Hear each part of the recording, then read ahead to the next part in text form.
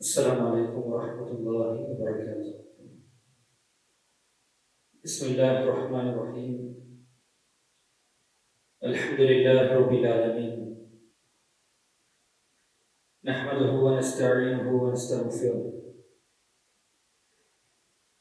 ونعوذ بالله من شرور أنفسنا ومن سيئات أعمالنا. من يهده الله فلا مضل له ومن يضلل فلا هادي له. أشهد أن لا إله إلا الله وحده لا شريك له وأشهد أن محمدا عبده ورسوله أرسله بالهدى ودين الحق ليظهره على الدين كله ولو كره المشركون.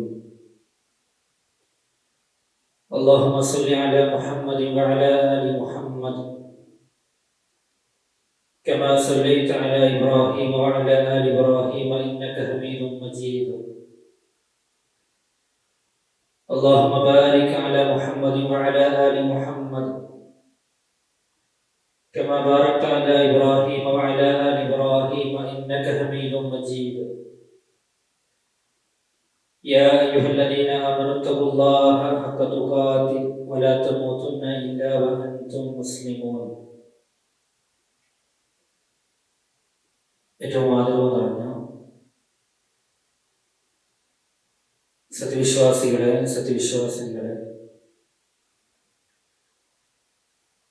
ഈ ഫോക്കസ് എന്ന പ്രോഗ്രാമിൽ പങ്കെടുത്തുകൊണ്ടിരിക്കുന്ന നല്ലവരായ സഹോദരന്മാരെ, അല്ലാഹു സുബ്ഹാനഹു വ തആലയുടെ മഹത്തായ അനുഗ്രഹത്താൽ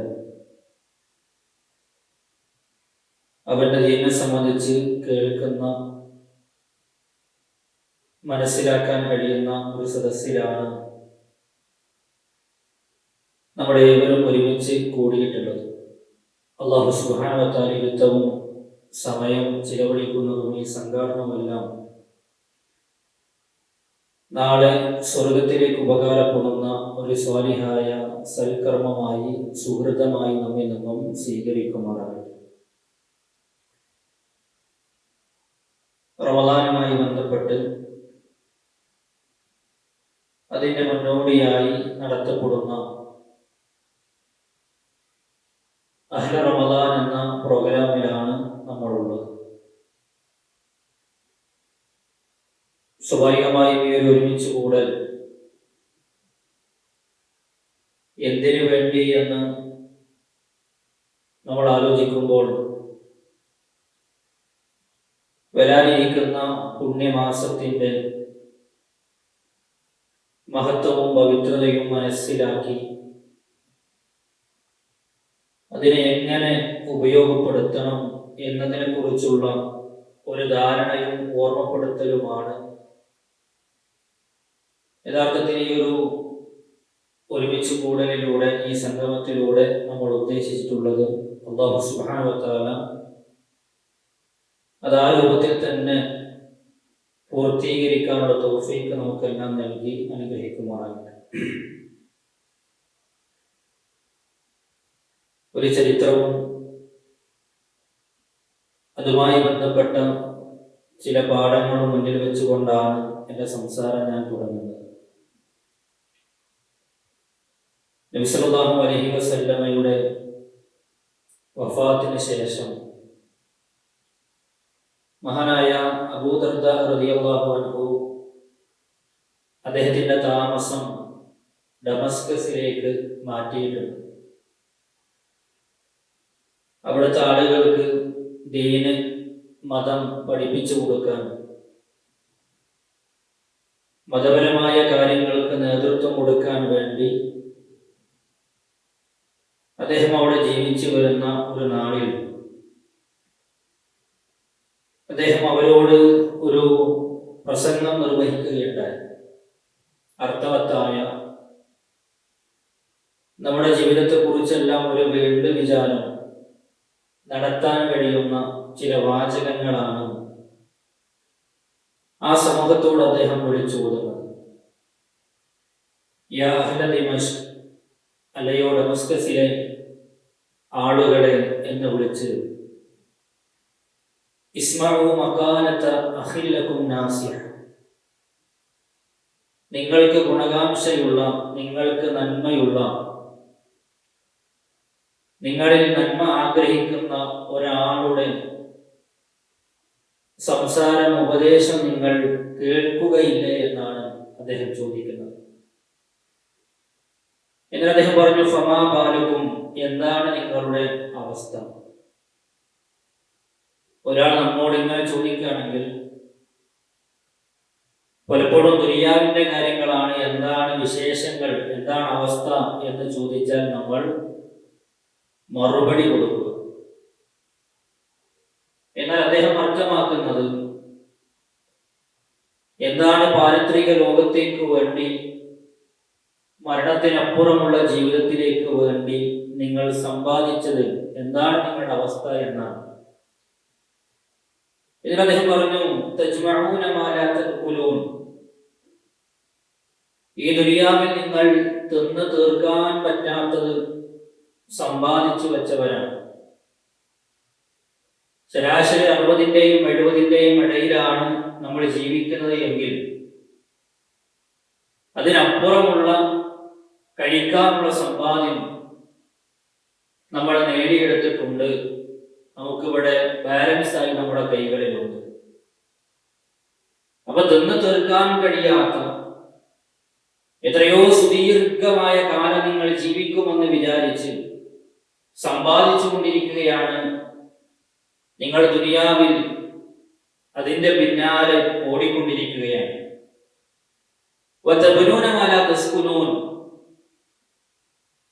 എന്നെന്നും താമസിക്കാൻ കഴിയാത്ത വീടുകളാണ് നിങ്ങൾ ഉണ്ടാക്കിയിട്ടുള്ളത്.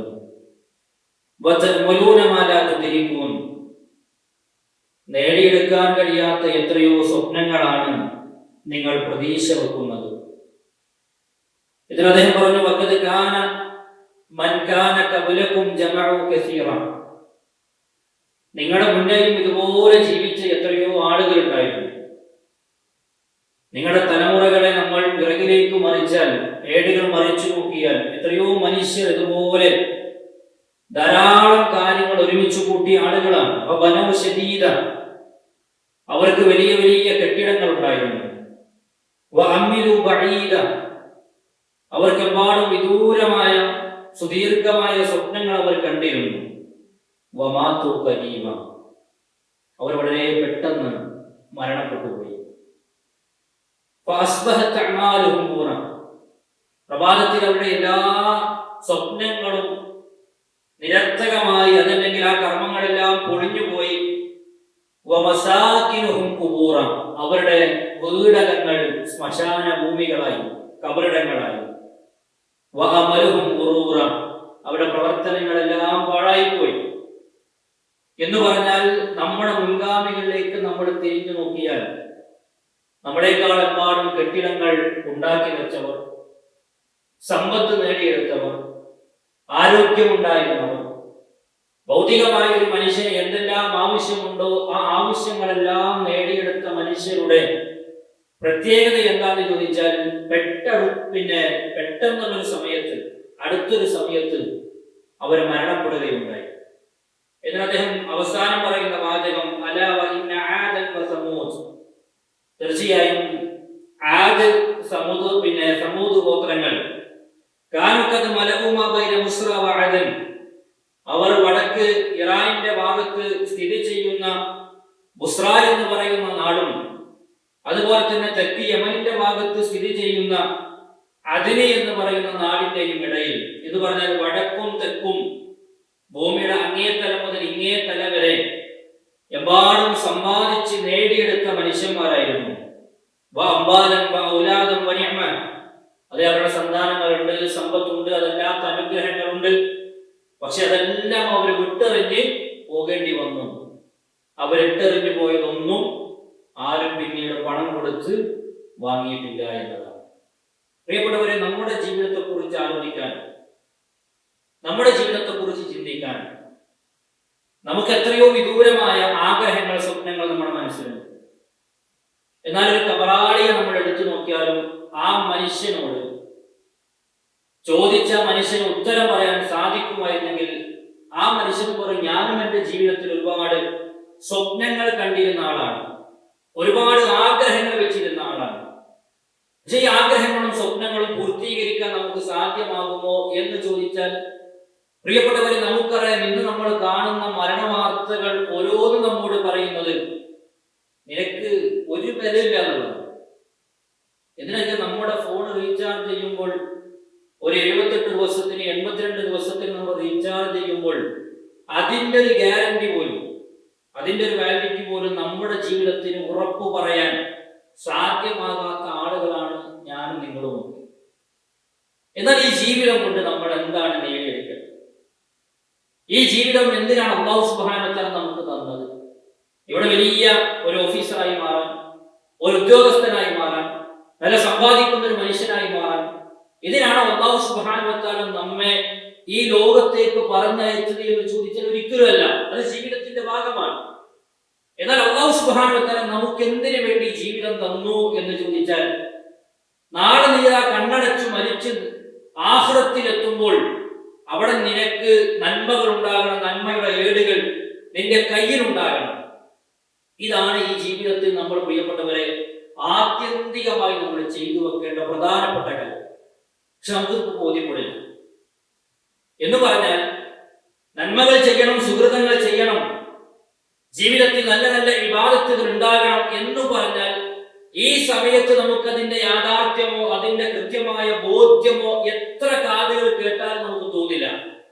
എന്നാൽ ഒരു മനുഷ്യനെ സംബന്ധിച്ചിടത്തോളം മരണത്തോടു കൂടിയാണ് അവന്റെ നന്മകളുടെ വില അവൻ മനസ്സിലാക്കുന്നത്. ഒരു ചെറിയൊരു ദിക്ർ സുബ്ഹാനല്ലാഹ് എന്നതിന്റെ വില നമ്മൾ മനസ്സിലാക്കുക നമ്മുടെ മരണത്തോടു കൂടിയാണ്. നഷ്ടപ്പെടുത്തുന്ന ഒരു നോമ്പിന്റെയും നമസ്കാരത്തിന്റെയും ഒരു സ്വതക്കയുടെയും വില നമുക്ക് മനസ്സിലാക്കപ്പോഴാണ് നമ്മുടെ മരണത്തോടു കൂടിയാണ്. അതുകൊണ്ടാണ് മലക്കുൽ മൗത്ത് വന്ന് ആ മനുഷ്യനെ വിളിക്കുന്ന സമയത്ത് പോലും അവൻ പറയുന്നത് റബ്ബിർജിഊൻ എന്നാണ്. നാഥാ, എന്നെ ഒന്ന് മടക്കി തരുമോ? ലഅല്ലി അഅമലു സ്വാലിഹൻ ഫീമാ തറക്തു. എന്റെ ജോലി സ്ഥലത്ത് ഒരുപാട് ഫയലുകളുണ്ട്, അതിനെ ക്ലോസ് ചെയ്ത് വരാനല്ല. പണിതീരാത്ത വീടുണ്ട്, അല്ലെങ്കിൽ ബാത്റൂം പൊളിച്ചിട്ടിരിക്കുകയാണ്, ആ പണി തീർത്ത് എന്റെ മക്കൾക്കും എന്റെ ഭാര്യയ്ക്കും സ്വസ്ഥമായി ഉറങ്ങാനുള്ള ആ പണികളെല്ലാം കഴിഞ്ഞ് റബ്ബേ എന്നെ പിടിച്ചോളൂ എന്നല്ല. ലഅല്ലി അഅമലു സ്വാലിഹൻ ഫീമാ തറക്തു.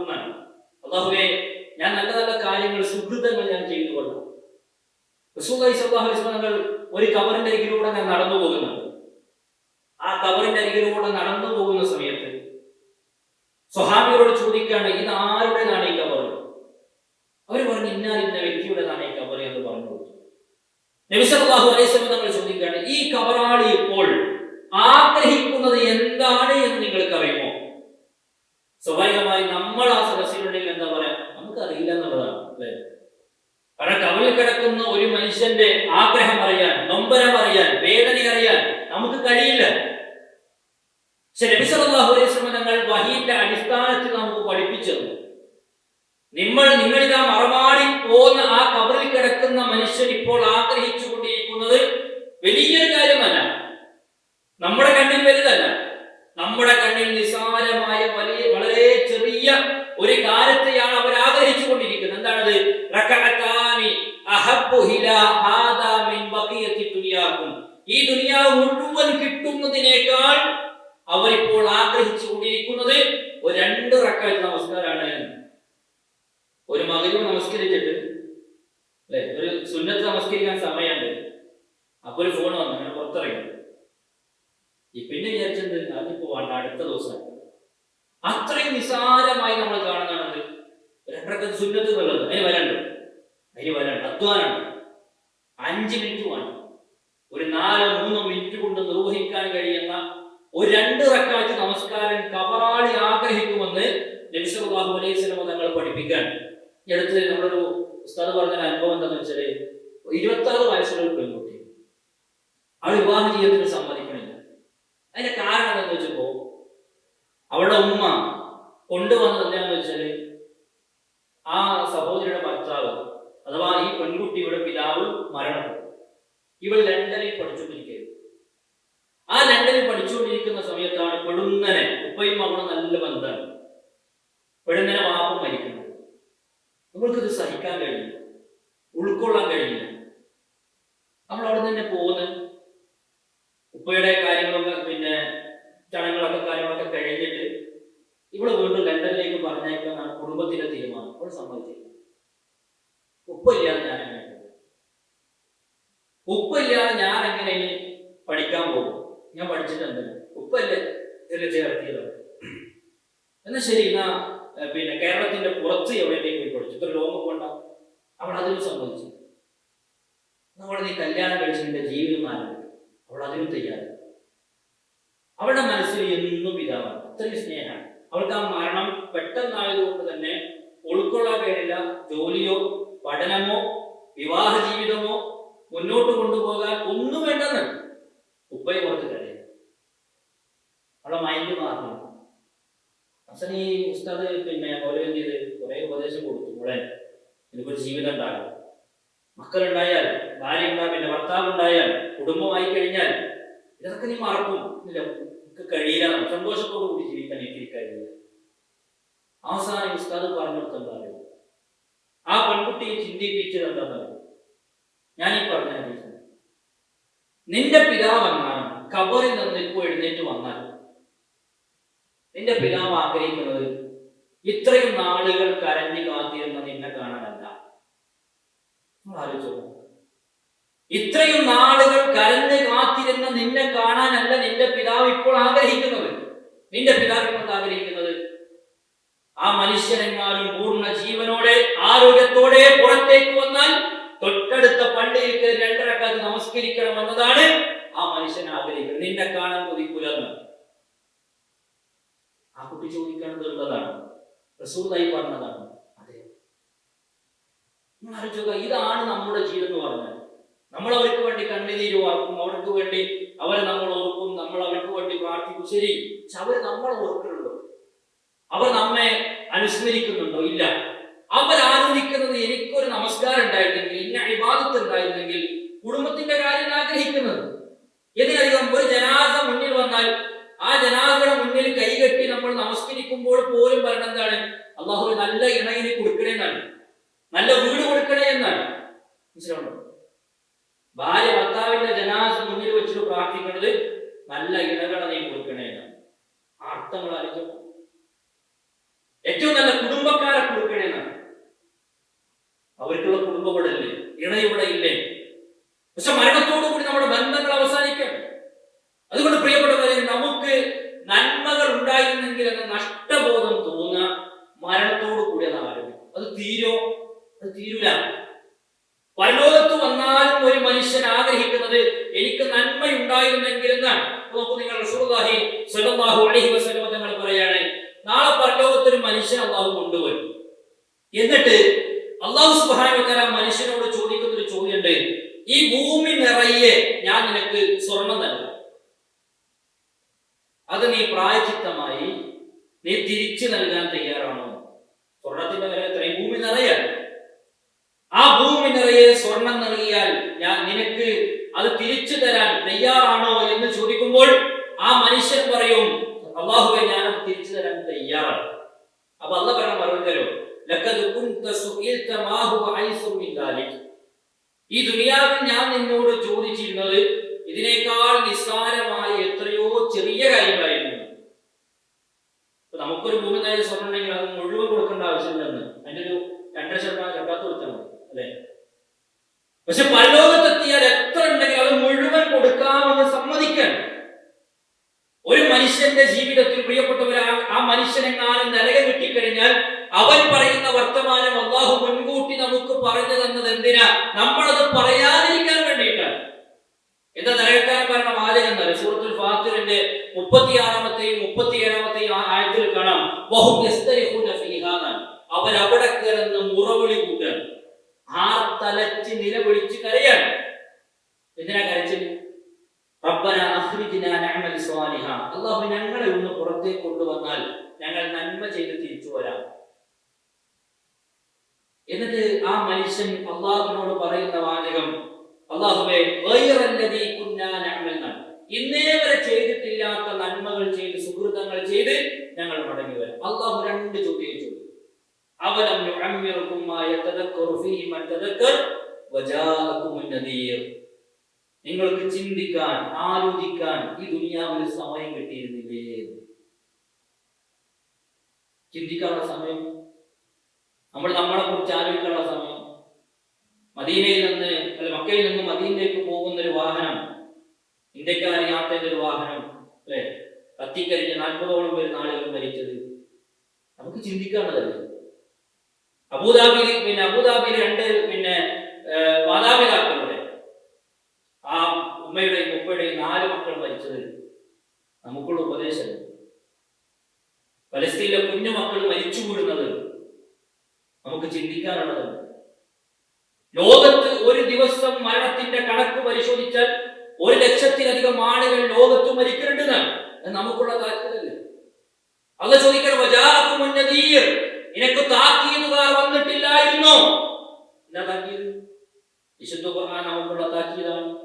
പ്രവാചകൻ സല്ലല്ലാഹു അലൈഹി വസല്ലം തങ്ങളുടെ അധ്യാപനങ്ങൾ നമുക്കുള്ള താക്കീതാണ്. പണ്ഡിതന്മാരും പ്രബോധകന്മാരും ഉപദേശകന്മാരും നമ്മോട് പറയുന്ന കാര്യങ്ങൾ നമുക്കുള്ള താക്കീതാണ്. ഇതൊന്നും വേണ്ട, കഫാ ബിൽ മൗതി വാഇലൻ, മരണം മതി നമുക്കുള്ള താക്കീതായി. മരണം. ചില മയ്യത്ത് നമ്മൾ കുളിപ്പിക്കുമ്പോൾ കാണുന്നു, ഈ ഇടത് കൈയിൽ വിരലിൽ തുണി ചുറ്റിയിട്ട് ആ മനുഷ്യന്റെ വായിലേക്ക് നമ്മൾ പല്ല് തേച്ച് കൊടുക്കാൻ വേണ്ടി ഇടുന്ന സമയത്ത് ഈ നാവിന്റെ ഈ 2 പല്ലുകൾക്കിടയിൽ നാവ് വന്ന് കടിച്ചു നിൽക്കുന്നുണ്ടാവും. അത് തിരിച്ചു വരിക്കാൻ പോലും സമയം കിട്ടാതെയാണ് ആ മനുഷ്യൻ മരണപ്പെട്ടത്. നാവ് കടിക്കുക എന്ന് പറയുന്നത്, ഭക്ഷണം കഴിക്കുമ്പോൾ ചെറുതായ ഒരു നാവിന്റെ ഒരു ഭാഗം പ്രിയപ്പെട്ടവരെ പല്ലുകൾക്കിടയിൽ ഒന്ന് തട്ടിയാൽ എന്തൊരു വേദനയാണ്. പക്ഷേ ഒരു മനുഷ്യന്റെ മരണത്തിന്റെ സമയത്ത് കടിച്ചമർത്താൻ കഴിയാത്ത വേദനയാണ് എന്ന് ആ ചിത്രങ്ങൾ, ആ രംഗങ്ങൾ നമ്മളോട് പറയുന്നുണ്ട്. നമ്മുടെ വീടിന്റെ മുന്നിലൂടെ പോയ മയ്യത്ത് കട്ടില് നമുക്കുള്ള താക്കീതാണ്. ആ കട്ടിൽ നിന്റെ വീട്ടിലേക്കും വരും, നിന്നെ ചുമന്ന് ആളുകൾ ആ കട്ടിലിൽ കയറ്റി വെക്കും. അതിന്റെ മുന്നേ നിന്നെ വൃത്തിയായ ആളുകൾ കുളിപ്പിച്ച് കഫൻ ചെയ്ത് 3 കെട്ടുകൾ കെട്ടി 6 കാലുള്ള കട്ടിലിൽ 6 ആളുടെ ചുമലിൽ 6 അടി മണ്ണിലേക്ക് നിന്നെ കൊണ്ടുപോയി അടക്കും എന്നതൊരു യാഥാർത്ഥ്യമാണെങ്കിൽ നമുക്കുള്ള താക്കീതാണ്. ഒരു മുടി നമ്മളെ നരയ്ക്കുന്നുണ്ടെങ്കിൽ ആ മുടി നരച്ച നമ്മൾ എന്താ പറയുന്നത്? സമയം അടുക്കുന്നുണ്ടെന്നാണ്. ഓരോ ദിവസം കഴിയുമ്പോൾ എന്താ സംഭവിക്കുന്നത്? നമ്മൾ മരണത്തിലേക്ക് അടുത്തുകൊണ്ടിരിക്കുകയാണ്. മഹാനായ സുഫിയാൻ സൗരി റഹിമഹുല്ലാഹ് പറഞ്ഞ വാചകമുണ്ട്, നിങ്ങൾക്ക് മനസ്സിലാകുന്നത് പോലെ അല്ലെങ്കിൽ നിങ്ങൾ മനസ്സിലാക്കിയതുപോലെ ലൗ അന്നൽ ബഹായിമ തഅകിലു മിനൽ മൗതി മാ തഅകുലൂന മാ അകൽതും മിൻഹാ സമീന. മരണത്തെക്കുറിച്ച് നിങ്ങൾ മനസ്സിലാക്കിയത് മൃഗങ്ങളെങ്ങാനും മനസ്സിലാക്കിയിരുന്നുവെങ്കിൽ അവയിൽ തടിച്ച ഒന്നിനെ നിങ്ങൾ കാണുമായിരുന്നില്ല. സുബ്ഹാനല്ലാഹ്. നമ്മൾ മനസ്സിലാക്കിയതുപോലെ, അറിഞ്ഞതുപോലെ, നമുക്ക് പ്രിയപ്പെട്ടവരെ ഉപദേശങ്ങൾ കിട്ടിയതുപോലെ മരണത്തെക്കുറിച്ചെങ്ങാനും മൃഗങ്ങൾക്ക് കിട്ടിയിരുന്നെങ്കിൽ അതിൽ തടിച്ച ഒന്നിനെയും നിങ്ങൾ കാണുമായിരുന്നില്ല എന്ന് പറഞ്ഞാൽ തിന്നാൻ വരെ പിന്നെ മൃഗങ്ങള് തയ്യാറാകുക. ഇതൊക്കെ കിട്ടിയിട്ടും കേട്ടിട്ടും നമ്മുടെ അവസ്ഥ എന്താണെന്ന് നമ്മൾ ശരിക്കും ആലോചിക്കണം. നബി സല്ലല്ലാഹു അലൈഹി വസല്ലം തങ്ങളുടെ അധ്യാപനങ്ങൾ നമ്മൾ പരിശോധിച്ചാൽ ഏറ്റവും നല്ല ബുദ്ധിമാനെ കുറിച്ച് പറഞ്ഞിട്ടുണ്ട്. നമ്മുടെ ഒരാൾ ചോദിക്കണം, ഏറ്റവും നല്ല ബുദ്ധിമാൻ ആരാ? അപ്പൊ ഇന്ന പരീക്ഷയിൽ പാസ്സായി, ഇന്ന റാങ്കിംഗ് ലിസ്റ്റിൽ സ്ഥാനം പിടിച്ച ആളാണ് ഏറ്റവും നല്ല ബുദ്ധിയുള്ള ആൾ. എന്ത് ചോദ്യം ചോദിച്ചാലും അതിന് കൃത്യമായി മറുപടി അറിയാൻ കഴിയുന്ന, എല്ലാ വിഷയങ്ങളെ കുറിച്ചും കൃത്യമായ ധാരണയുള്ള ഒരു വ്യക്തിയായിരിക്കും നമ്മുടെ കാഴ്ചപ്പാടിൽ അല്ലെങ്കിൽ നമ്മുടെ വിശദീകരണത്തിൽ ഒരു ബുദ്ധിയുള്ള മനുഷ്യൻ പറഞ്ഞാൽ. നബി സല്ലല്ലാഹു അലൈഹി വസല്ലം തങ്ങളുടെ ഏറ്റവും നല്ല ബുദ്ധിമാൻ ആരാണെന്ന് ചോദിച്ചപ്പോൾ റസൂലുള്ളാഹി പറഞ്ഞത് മരണത്തെക്കുറിച്ച് ധാരാളം ഓർക്കുന്ന ആളുകളും മരണത്തിനപ്പുറമുള്ള ജീവിതത്തിലേക്ക് വേണ്ടി ഒരുക്കുന്ന ആളുകളുമാണ്. മരണത്തെക്കുറിച്ച് ധാരാളം ഓർക്കുക. ഇതെന്തിനാ മരണത്തെക്കുറിച്ച് ഓർക്കുന്നത്? നമ്മൾ സ്വസ്ഥമായി ജീവിക്കുമ്പോൾ, സമാധാനമായി ജീവിക്കുമ്പോൾ എന്തിനാ ആളുകൾ മരണം പറഞ്ഞ് നമ്മളെ പേടിപ്പിക്കുന്നത്? എന്തിനാ ഖുർആന്റെ ആയത്തുകൾക്കിടയിൽ അല്ലാഹു സുബ്ഹാനഹു വ തആല മരണത്തെ അതിമനോഹരമായി നമുക്ക് വിരിച്ചു തന്നത്? നമ്മൾ ശ്രദ്ധിക്കാൻ, നമ്മൾ സൂക്ഷിക്കാൻ, നമുക്ക് വരാനുള്ളതാണ് എന്ന് അല്ലാഹു സുബ്ഹാനഹു വ തആല മുൻകൂട്ടി അറിയിക്കാൻ. കാരണം ഇത് നമ്മുടെ കയ്യിലല്ല, പരലോകം നമ്മുടെ കയ്യിലല്ല. ഒരു മനുഷ്യൻ പരലോകത്ത് എത്തുന്ന രംഗം പഠിപ്പിക്കുകയാണ്. ഞാൻ എന്താ പറയണമെന്നറിയോ? ഈ റമളാൻ വരുമ്പോൾ പ്രിയപ്പെട്ടവരെ, നമുക്ക് രക്ഷപ്പെടാനുള്ളത് എന്ന ഈ ദുനിയാവിലല്ല. ഈ ദുനിയാവിൽ എന്തെങ്കിലും ഒരു നേട്ടത്തിലല്ല നമ്മൾ റമളാനെ കാത്തിരിക്കുന്നത്, നമ്മൾ നോമ്പെടുക്കുന്നത്. നമ്മൾ രാത്രി നമസ്കരിക്കുന്നത് നമ്മുടെ പരലോകം രക്ഷപ്പെടാനാണ്. നമുക്കൊരു ചിന്ത വേണം, നമുക്കൊരു ആലോചന വേണം. എന്റെ മരണവും എന്റെ കബറും എന്റെ വിചാരണയും എന്തായിരിക്കും? റസൂൽ പറഞ്ഞു, നാളെ ഒരു മനുഷ്യൻ പരലോകത്ത് വരും. എങ്ങനെയാണെന്നറിയോ? ലൗ അന്ന റജുലൻ യുജറു അലാ വജ്ഹിഹി മിൻ യൗമി വുലിദ ഇലാ യൗമി യമൂതു ഹറമൻ ലഹക്കറഹു യൗമൽ ഖിയാമ. മനസ്സിൽ കുത്തി വെക്കേണ്ട ഒരു ഹദീസ്, കാണാതെ പഠിക്കേണ്ടവർ കാണാതെ പഠിക്കേണ്ട ഹദീസാണ്. ലൗ അന്ന റജുലൻ, ഒരു മനുഷ്യൻ എങ്ങനെ ആയിരുന്നാലും, എങ്ങനെ യുജറു അലാ വജ്ഹിഹി, ആ മനുഷ്യന്റെ മുഖം നിലത്ത് വലിച്ചടക്കപ്പെട്ടു, മിൻ യൗമി വുലിദ ഇലാ യൗമി യമൂതു ഹറമൻ ഫീ മർളാതില്ല, ജനിച്ച അന്നു മുതൽ വാർദ്ധക്യത്തിലെത്തി മരിക്കുന്ന അന്ന് വരെ, ശൈശവം, ബാല്യം, കൗമാരം, യൗവന അല്ലെ, മധ്യവയസ്കത, വാർദ്ധക്യം, ഇതെല്ലാം മുഖം നിലത്ത് വലിച്ചടക്കപ്പെട്ടു. എന്തിനു വേണ്ടി? ഫീ മർളാതില്ല, അള്ളാഹുവിന്റെ തൃപ്തിക്ക് വേണ്ടി, അള്ളാഹുവിന്റെ പ്രീതി കിട്ടാൻ വേണ്ടിയിട്ടാണ് ഈ ത്യാഗം ആ മനുഷ്യൻ സഹിക്കേണ്ടി വന്നത്. ഈ മനുഷ്യൻ പ്രിയപ്പെട്ടവരെ പരലോകത്തെത്തിയാൽ നമ്മുടെ കാഴ്ചപ്പാടിൽ ആ മനുഷ്യൻ ബേജാറാവേണ്ട ആവശ്യമുണ്ട്, പേടിക്കേണ്ട ആവശ്യമുണ്ട്.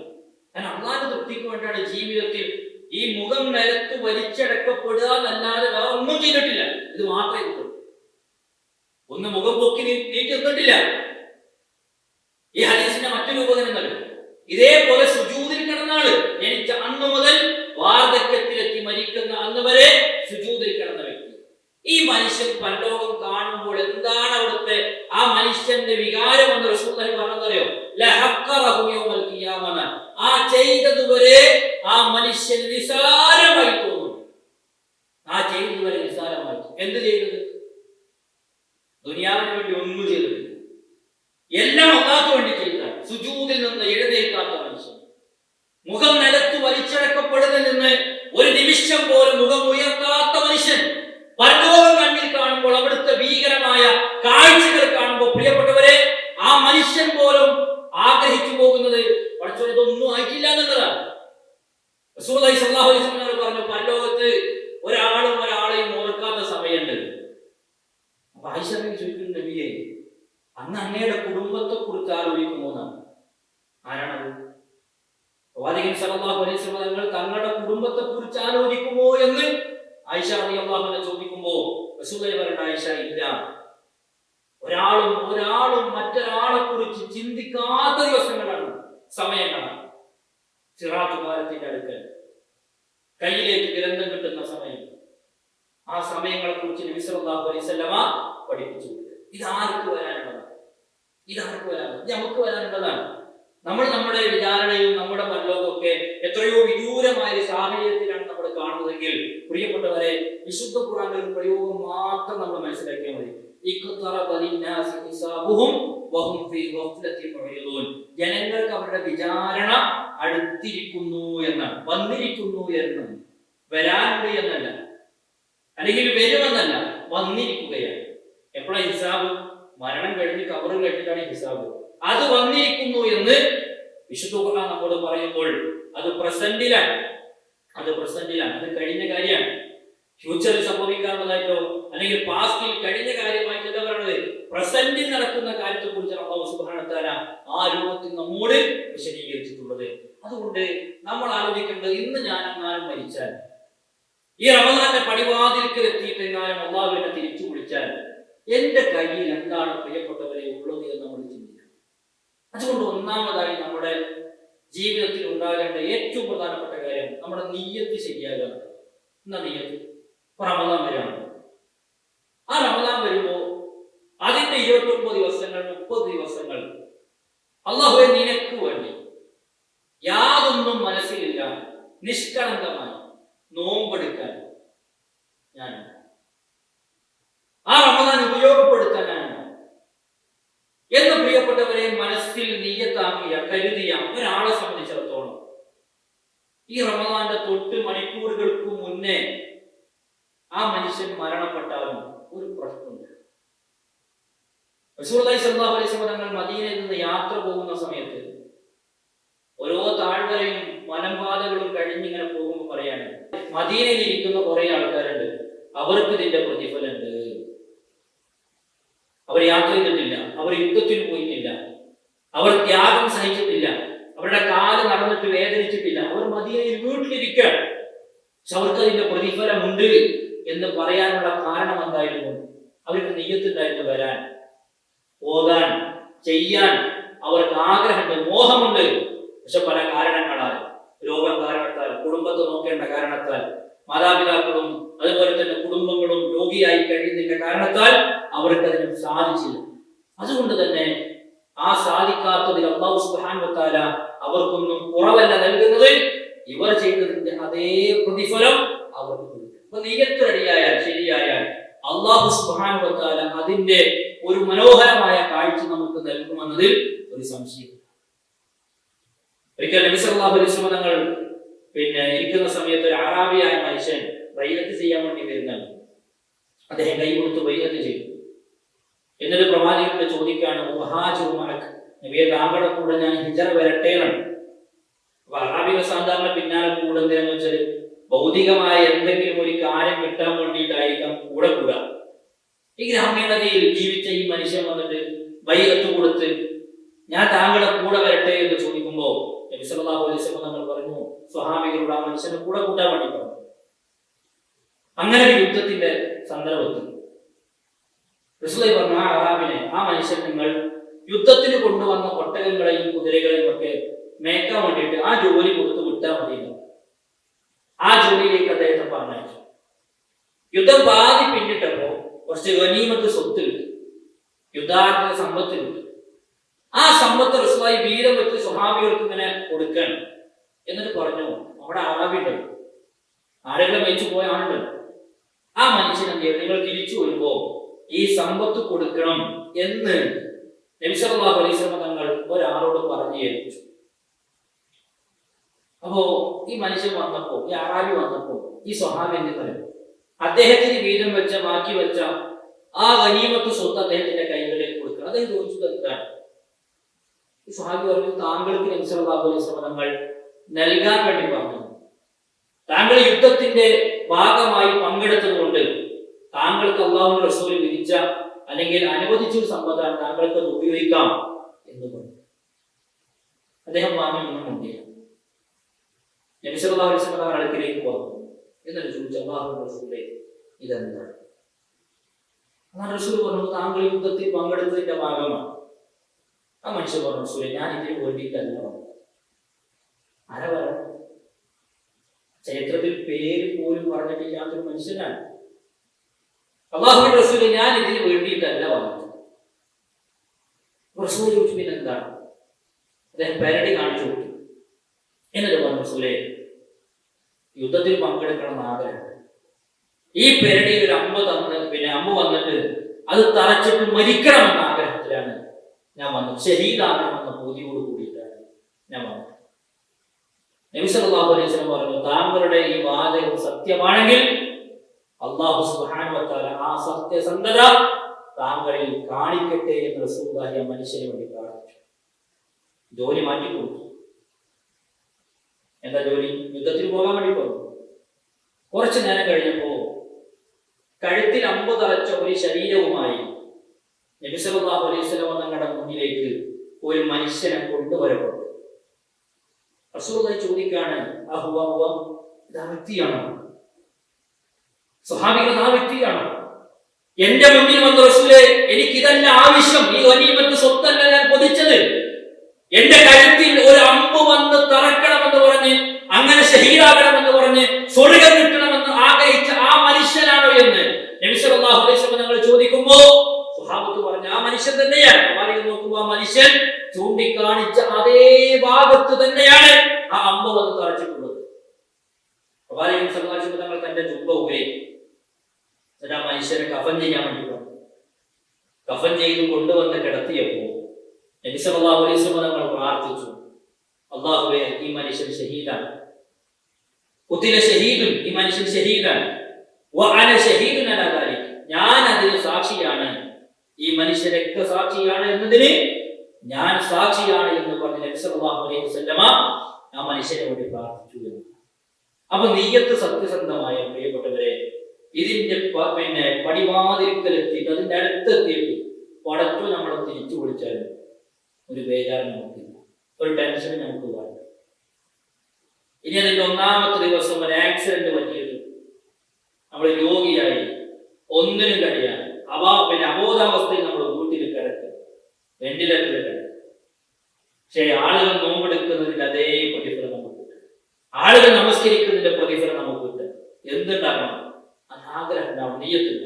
അതൊന്നാമത്തെ. രണ്ടാമത്തെ മനസ്സിലാക്കേണ്ടത്, നമുക്ക് ഈ ദുനിയാവിൽ വിശ്രമിക്കാൻ സമയമില്ല. നമ്മൾ പറയും ജോലി, അത് കഴിഞ്ഞ വീട്ടിലെ കാര്യങ്ങൾ, അത് കഴിഞ്ഞ കുടുംബത്തിന്റെ കാര്യങ്ങൾ, ചിലപ്പോൾ ഓഫീസിലെ ജോലി, അല്ലെങ്കിൽ നമ്മൾ ജോലി ചെയ്യുന്ന സ്ഥാപനത്തിന്റെ പണിയില്ലാത്തതുകൊണ്ട് അതിന്റെ ഫയലുകളും പേപ്പറുകളും അവിടുത്തെ ഡ്യൂട്ടികളും എല്ലാം വീട്ടിൽ കൊണ്ടുപോയി രാത്രി ഉറക്കമൊഴിച്ച് ചെയ്യുന്ന ആളുകളായിരിക്കും നമ്മളൊരു പക്ഷേ. ഇതിന്റെ ഇടയിൽ എവിടെയാണ് സമയം നമ്മളാണ് നമ്മൾ ചിന്തിക്കേണ്ടത്. നമ്മളെക്കാൾ തിരക്കുള്ള എത്രയോ ആളുകൾ ദുനിയാവിൽ കഴിഞ്ഞു പോയിട്ടുണ്ട്. എത്രയോ ആളുകൾ കഴിഞ്ഞു പോയിട്ടുണ്ട്.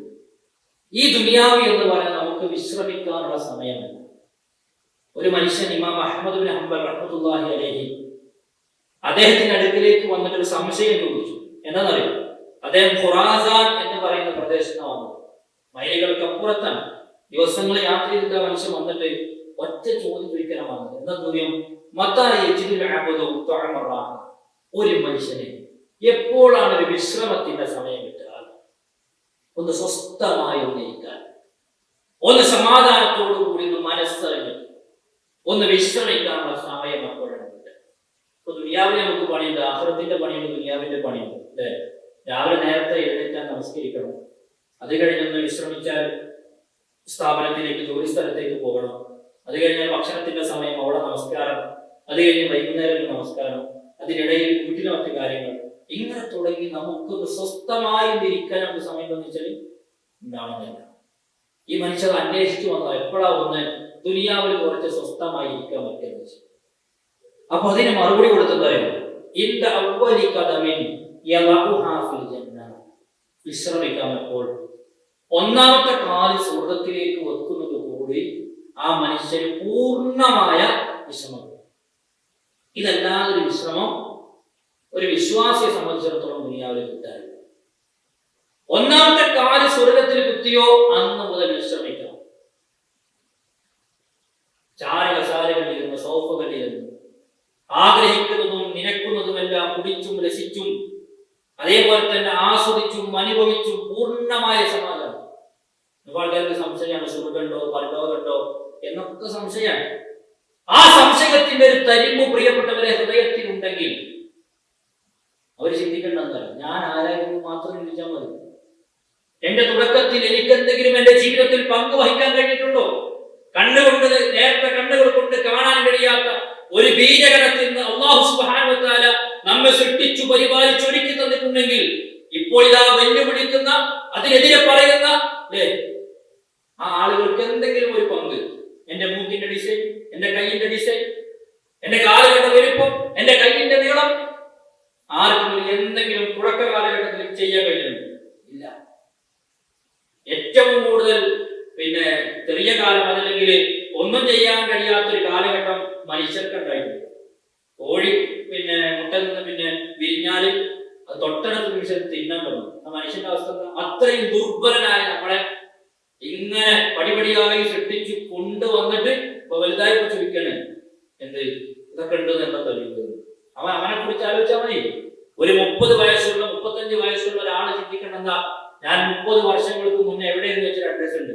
30 വയസ്സുള്ള ഒരാള് എന്നാൽ 32 വർഷങ്ങൾക്ക് മുന്നേ എവിടെയായിരുന്നു ചോദിച്ചാൽ ശുദ്ധമായ ശൂന്യതയാണ്.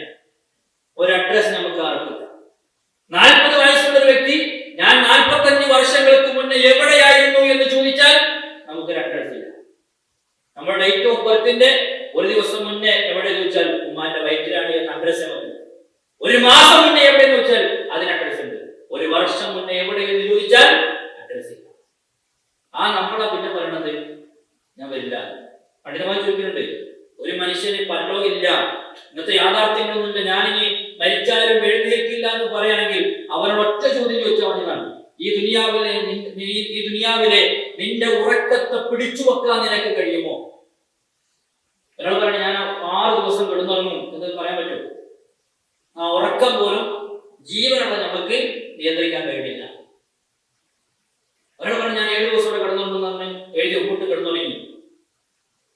2 മണിക്കൂർ ഇടാന്ന് വെച്ചാൽ ഒന്നിക്കും. എന്താ കാരണം? ഉറക്കം നമ്മുടെ കയ്യിലല്ല, ഉണർച്ച നമ്മുടെ കയ്യിലല്ല. അതുകൊണ്ടാണ് മനുഷ്യർ നാളെ പരലോകത്ത് പ്രിയപ്പെട്ടവരെ എഴുന്നേറ്റ് വന്ന് ചോദിക്കുന്ന ഒരു ചോദ്യം എന്ന് പറഞ്ഞത്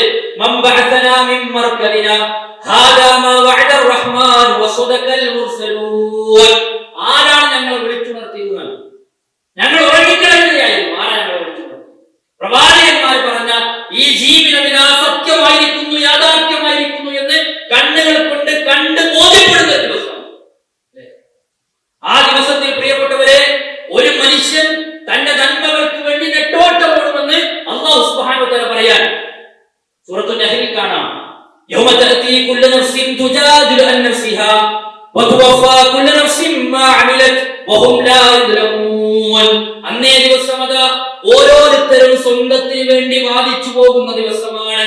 ഭാര്യഭർത്താക്കന്മാർ പരസ്പരം മുടിയാടുന്നില്ല. അവിടെ സ്വന്തങ്ങളോ ബന്ധങ്ങളോ ഇല്ല. അവിടെ കൂട്ടുകുടുംബങ്ങളില്ല. മക്കൾക്ക് വേണ്ടി മാതാപിതാക്കൾ ചുണ്ടു ചലിപ്പിക്കുന്നില്ല. മാതാപിതാക്കൾക്ക് വേണ്ടി മക്കളും വായ ചലിപ്പിക്കാത്ത, ആരും ആരുമായും സംസാരിക്കാത്ത, ഏറ്റവും വലിയ നിസ്സഹായത, ഏറ്റവും വലിയ സ്വാർത്ഥത അനുഭവിക്കുന്ന ലോകമാണ്.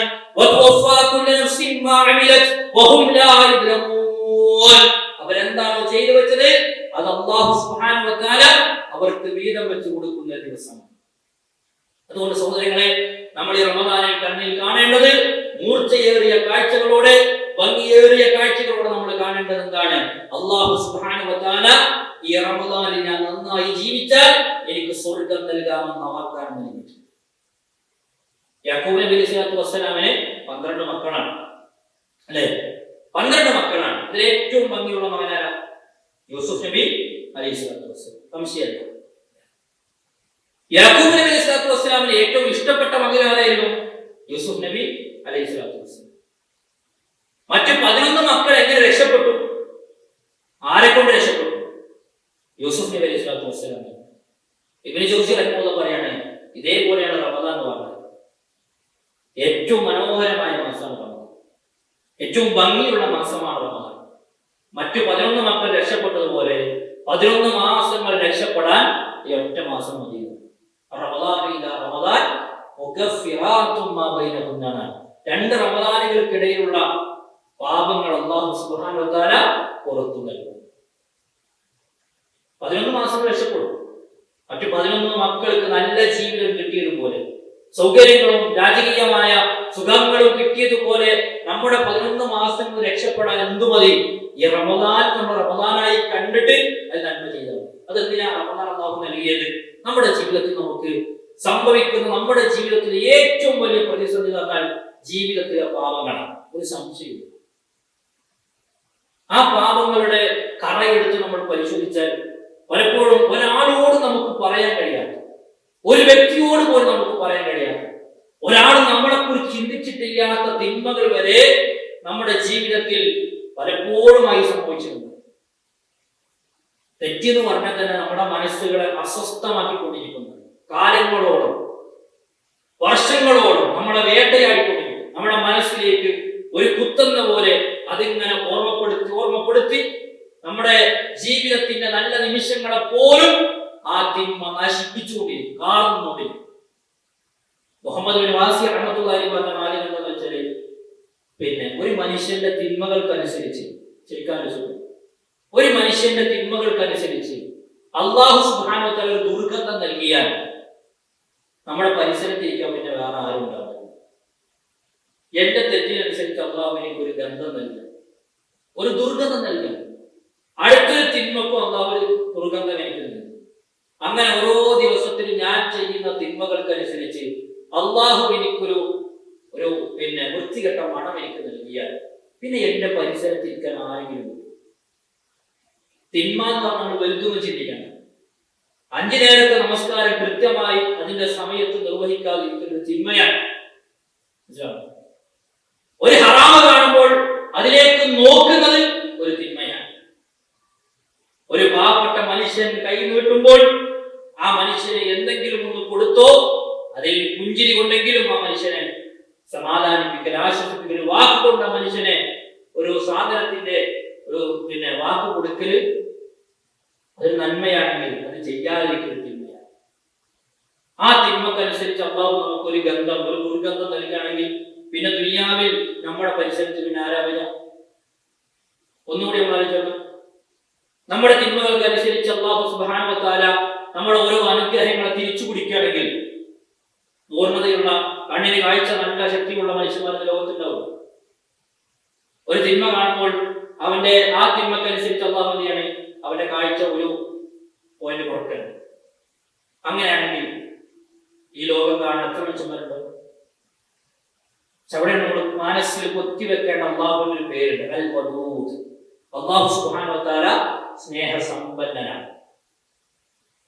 നമ്മളെക്കാൾ ഉപരി നമ്മളെ അള്ളാഹു സുബ്ഹാനഹു വ തആല സ്നേഹിക്കുന്നുണ്ട്.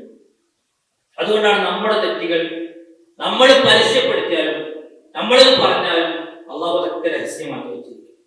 ഒരു മറക്കപ്പുറത്താണ് നമ്മുടെ എല്ലാ ജീവിതമുള്ളത്.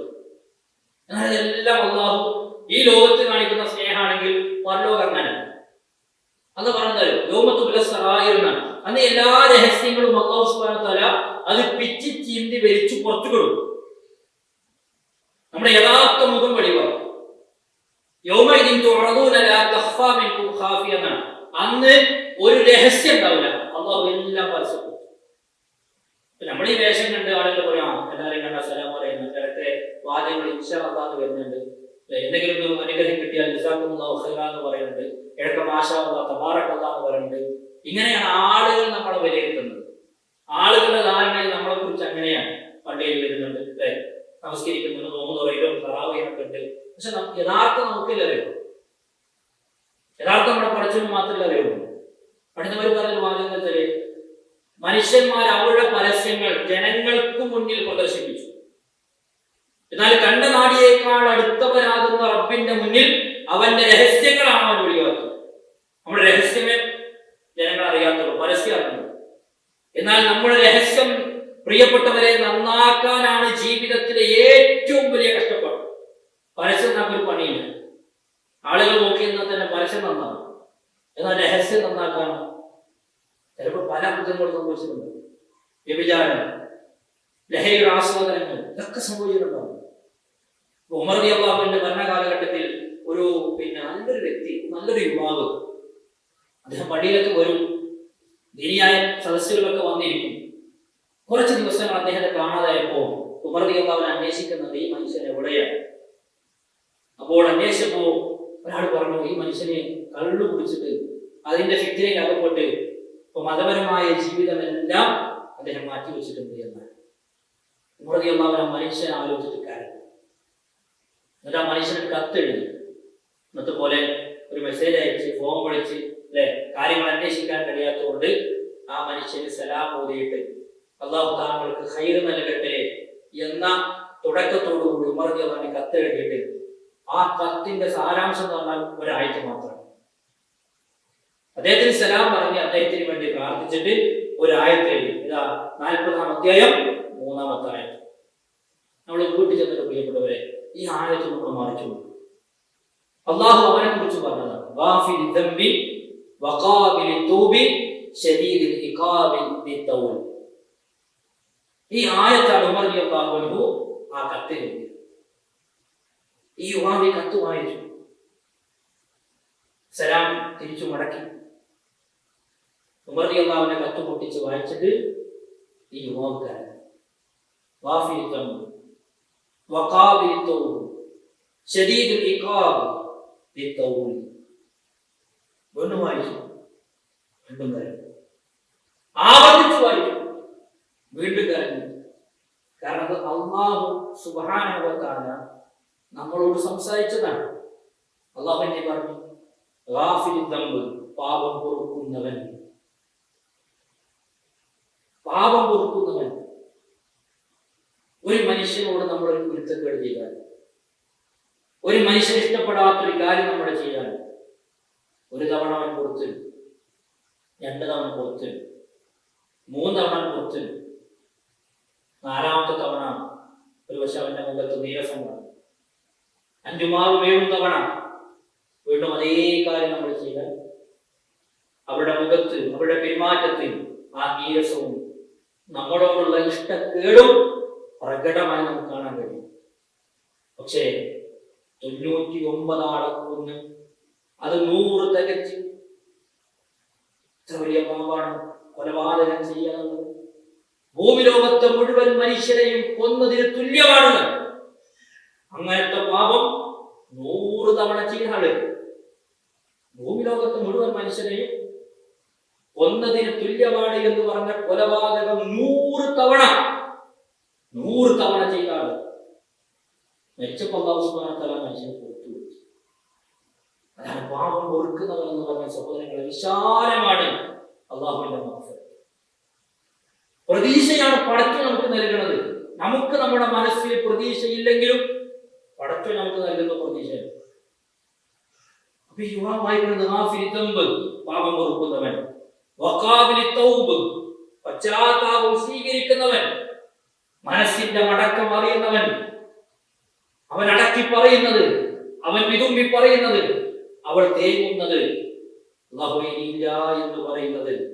ഏത് ഇരുട്ടിന്റെ മറവിൽ ഇരുന്ന് പ്രിയപ്പെട്ടവരെ നമ്മൾ പ്രാർത്ഥിച്ചാലും അത് മനസ്സിൽ കരുതിയാലും നമ്മുടെ മനസ്സിന്റെ നൊമ്പരം അറിയുന്ന റബ്ബ് അവൻ പശ്ചാത്താപം സ്വീകരിക്കുന്നവനാണ്.